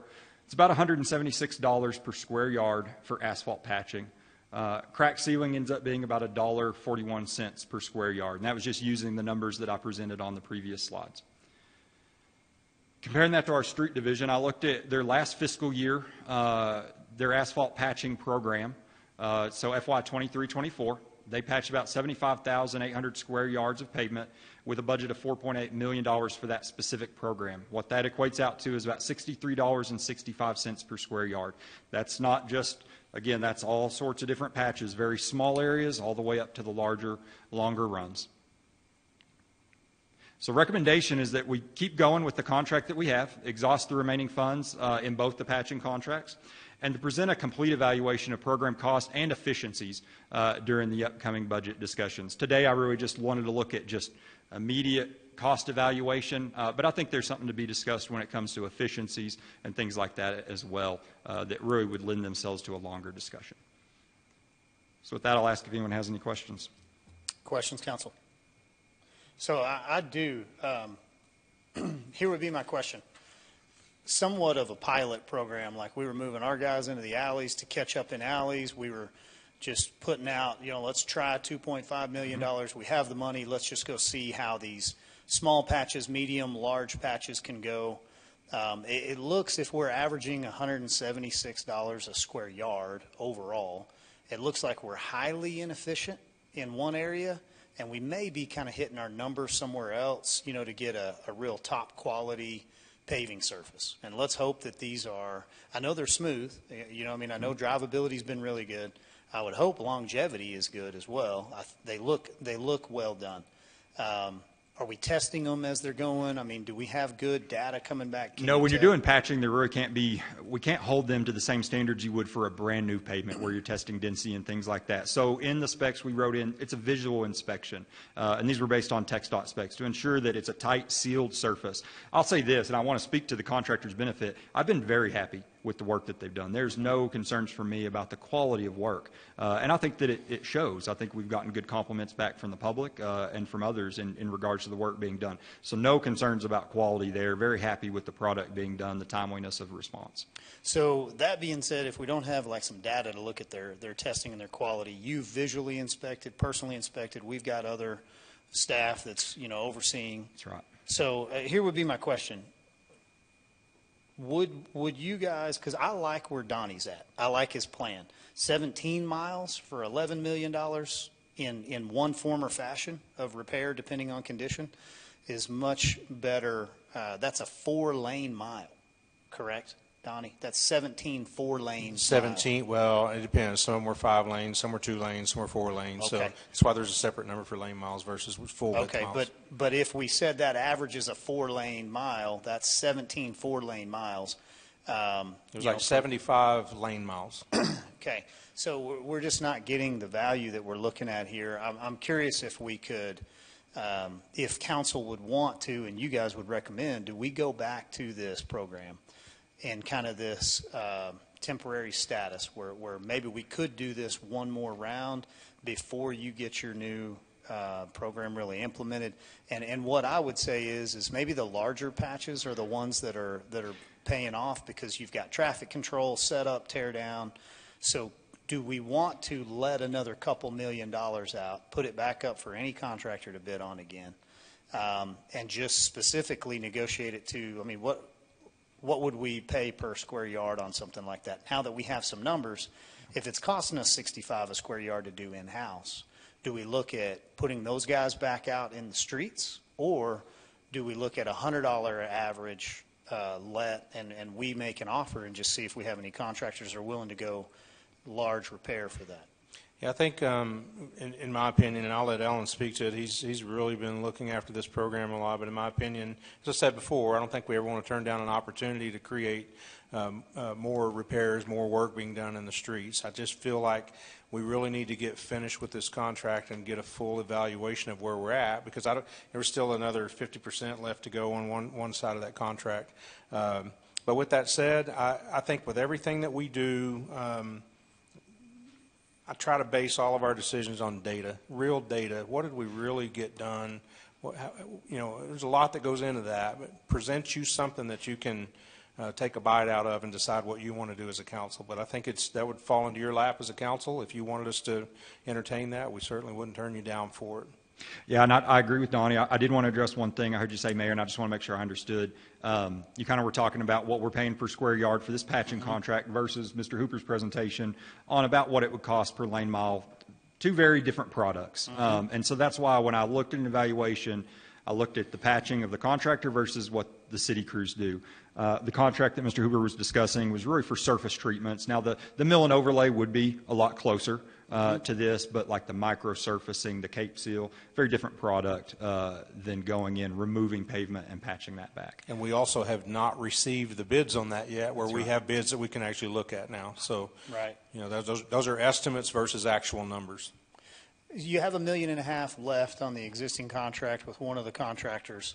Council, would you guys want to take $1.5 million out of your working budget on your one-time expenditures, push it back out there and make another offer for $1.5 million and just specifically steer it towards those large repairs, knowing that anything we do here over the summer months is going to catch us up, even at $1.5 million? I mean, it's just sitting there in a bank account, so to speak.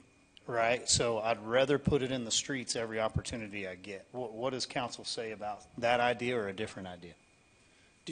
Go back, Donnie, do we have the capacity, or do the contractors that we're dealing with, do they have the capacity to do that? I mean, is this something that if we did this in this budget cycle, is it something that we would reap the benefits from? Contractor would have to answer the contractor question, obviously, but I think we have the capacity to do that. We had, so kind of clarify something about potholes that is always a discussion, that we're really behind on potholes. We're really not. Potholes occur. There was one that occurred today, I promise. Somewhere out there's a pothole that occurred today. We had a pretty rough winter when we had, especially that period where we had the freezing temperatures with a little moisture that gets in those cracks. It takes a little bit of time and they pop out. We're not behind on them as much as there's always going to be work there in any city, anywhere in America to do pothole patching. So do I think we have the capacity to take on another contract? Absolutely. Well, and I'm not so much, and I don't know if Mayor was going this direction, I'm not so much concerned about potholes. We got 3 machines that are going to do a pretty good job on those, I'm hoping. I'm thinking larger repair. Potholes. Absolutely, and that's what we call them larger patching repairs. I should say patching instead of potholes. But that's what I'm talking about. What I would like to see we have that, and the beauty of what we have now is a plan before you that we just showed you earlier with the 11.865 million that tells us where we're going to be, so we know where we're not going to be. And we have some areas that we could certainly use that on to, we also have to consider in there, the plans for reconstruction and all those different things. But I think my answer would be, there's definitely capacity to do it. Now, whether the contractors can bid on it or be willing to bid on it, that's not up to me. And I think you could throw out a $2 million contract out of your working budget, which you have. I mean, nobody has identified a better need than this right now. It's one-time expense money. We set it aside for a reason. I think if you pushed a $2 million contract out there, but we let staff direct it a little bit better, now you know where you're getting more bang for your buck. Proximity matters. Maybe they can set up traffic and do 2 large repairs in 1 lane or move over because they're working on the same streets. But, you know, we need to get out of your way. We're too involved in what you're doing. I love your plan. We're going to get out of your way. But right now, we've got a short window of time. We've got a little money. You're not telling us no. I'd love to push it to you for a $2 million contract if council will let me. We wouldn't say no to 15. So, Okay. yeah. Council, is it 2 or 15 million that you'd like to see moved over? Does anybody have a problem with that and letting them negotiate that contract a little bit tighter, limit it from those small repairs, which you can tell you're probably not getting a good value on? Try to get those larger repairs identified and get that kicked back out for summertime. Absolutely, and the beauty of that is because we've gone through this before, we have those documents, and it'd be very easy to get that advertised back out and turned around a lot quicker than we did last time when we kind of had to generate it from scratch. Okay, so we don't have an action item, but whatever you need from council, bring us something back for, let's just say, $2 million right now. Do you want us to bring that back at the next meeting, I'm assuming? Be ready for us 22nd if you're ready. Absolutely. Okay. Sounds good. Thanks. Thank you. Appreciate it, Alan. Did we have any other questions for Mr. Hooper on 8G? I feel like we covered that pretty well.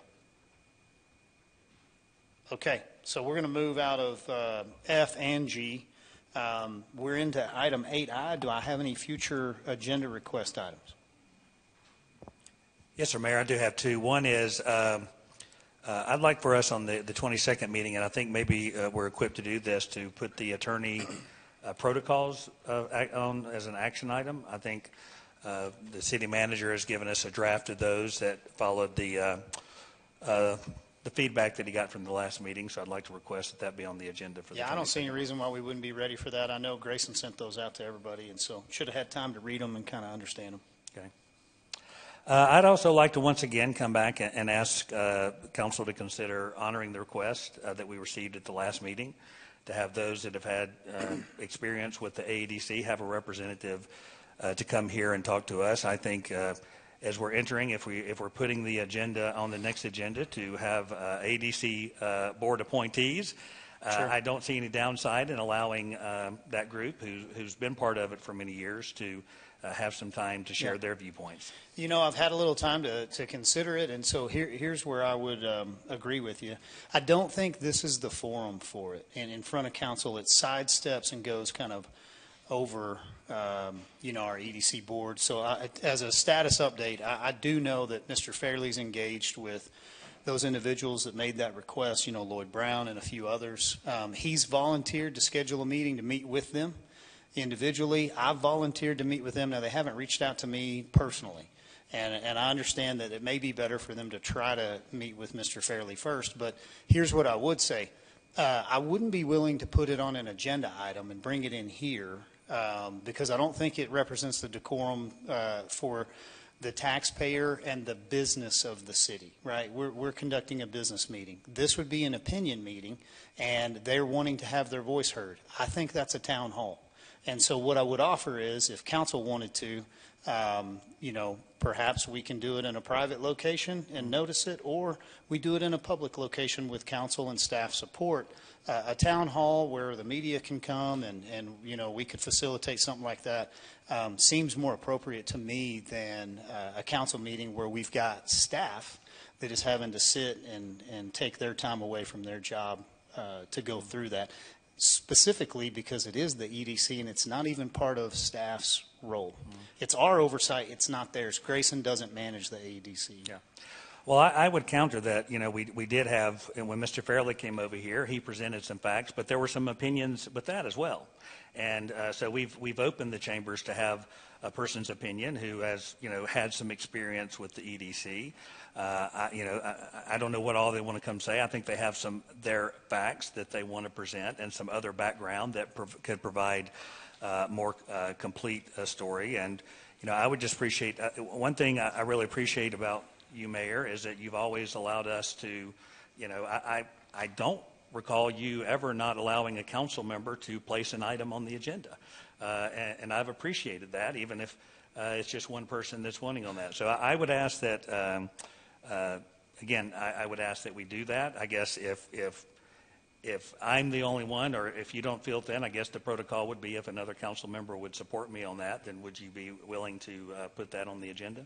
Yeah, so I'll make the offer again. One, I don't know what I'm being requested to do. So as you can tell, they just said, we would like our opportunity to come and talk to y'all. So we do not facilitate those type of requests for any citizen or council member. So if I had a council member that said, hey, I just want to talk about streets, and we just put a general streets request on, we wouldn't have you running the presentation where staff doesn't understand what they're being asked or directed to do. So I do want to stay within the decorum of running a business meeting, and I definitely don't want to relinquish the control of the meeting because I have the responsibility. So if that meeting goes wrong, it's on me. And I understand that here, and I think that that is the leadership role that I maintain. So in a different forum like a town hall, I don't have to run that meeting. So I would offer again, outside of our new chamber, would be glad to help facilitate and make myself available for a town hall. Now, if council wants to go and research this, and you guys want to go and see what specifically what they like to talk about, what data are they bringing, what would be the ask, why would they be in front of council? If they can identify those things, I'm great to listen to that. But I wouldn't be willing to put something on the agenda without the foresight of knowing, like, what's the request? Because we have a lot of people that want to, offer, hey, these are the things I'd like to see changed in the city. I take a lot of these requests every week. I try not to sit down with that individual unless I know I can partner with them and they're willing to get in and do the work with me. I'm willing to sit down with those individuals, to listen to what they have to say, and to entertain a request, but I haven't been presented with an ask yet. Well, and I appreciate that. I'm not really concerned about decorum because I think you've done a good job at handling decorum. I mean, if we can have 15 hours of conversation in this chamber about the most controversial issue that this nation faces in decorum, I'm not really concerned about that. I think we could do that, and I think these are individuals and people that I think would follow that rule, and I think want to be able to share information. So again, I'd put forward the request. If any other council member would join me in doing that, then would you be willing to add that to the agenda? So I'll go back. I am willing to allow you and council, whomever you would work with, or just you individually, put together a proposal of what you're asking me to put on the agenda. Itemize it, scope it. Let's put something together there. I'll always entertain it, especially if it's concerning city business and we can facilitate it here. Right now, I don't see that as an opportunity, so I'm not willing to make a commitment that I don't know what I'd be committing to. Okay, fair enough. Thank you. Yes, sir, Councilman. I just believe we need to know what's going to be discussed before we just allow, because if you allow that, you have to allow anybody else that comes in and wants to talk. I think we need to know what they're talking about and why.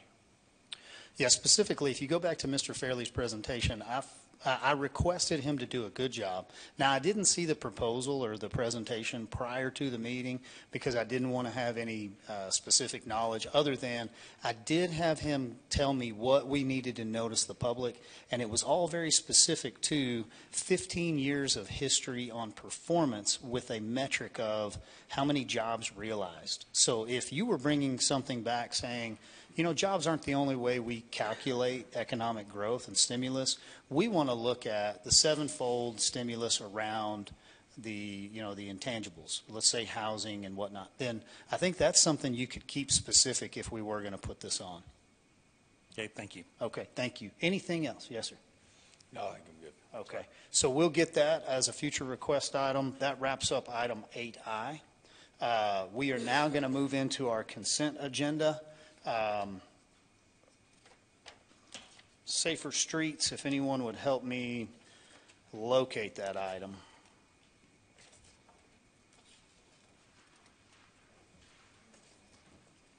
Where's Miss Emily Kohler when you need her? Yes, ma'am. Do you know what item that is? It's 9D.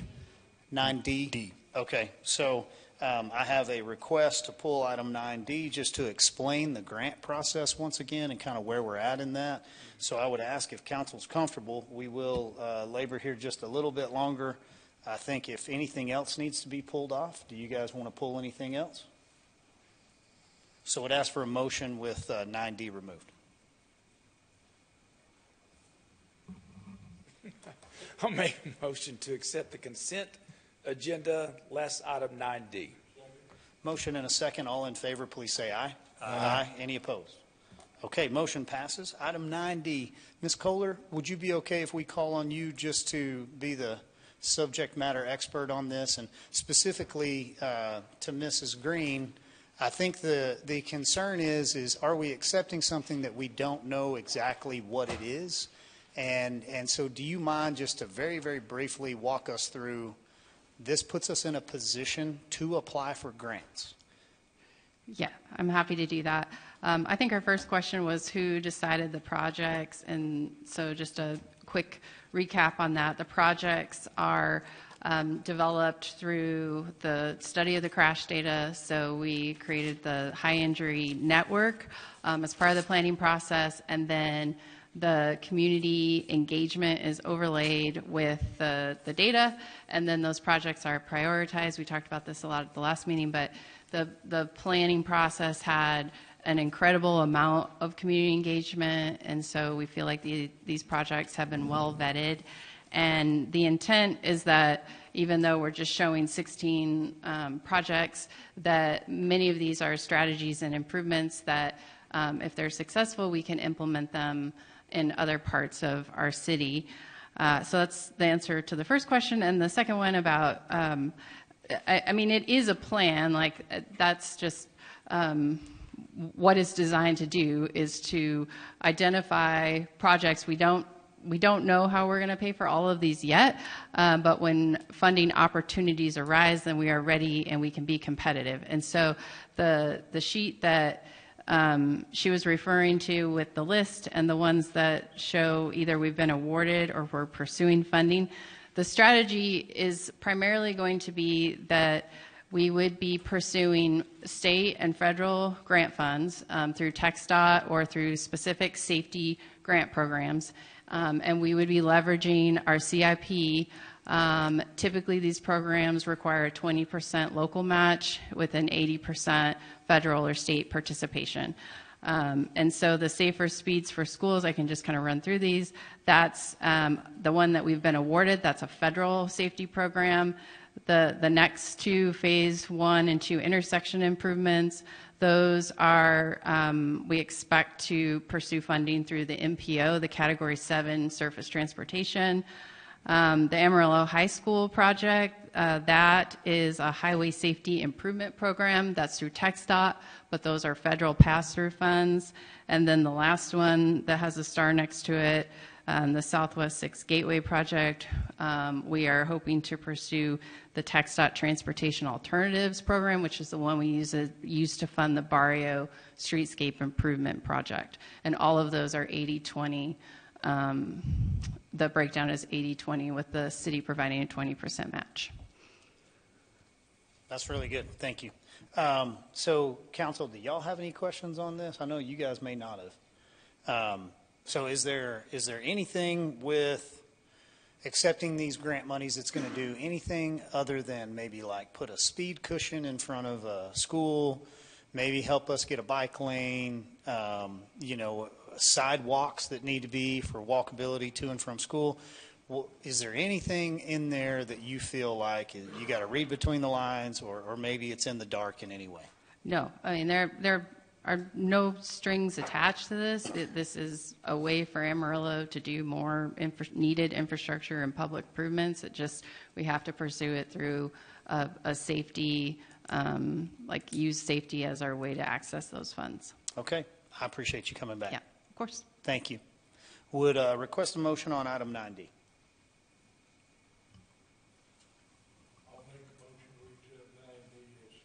Second. Motion and a second on 9D. All in favor, please say aye. Aye. Aye. Any opposed? All right. One more motion to adjourn, please. Make a motion to adjourn. Second. Motion and a second. You're adjourned. Thank you. That's loud, wasn't it?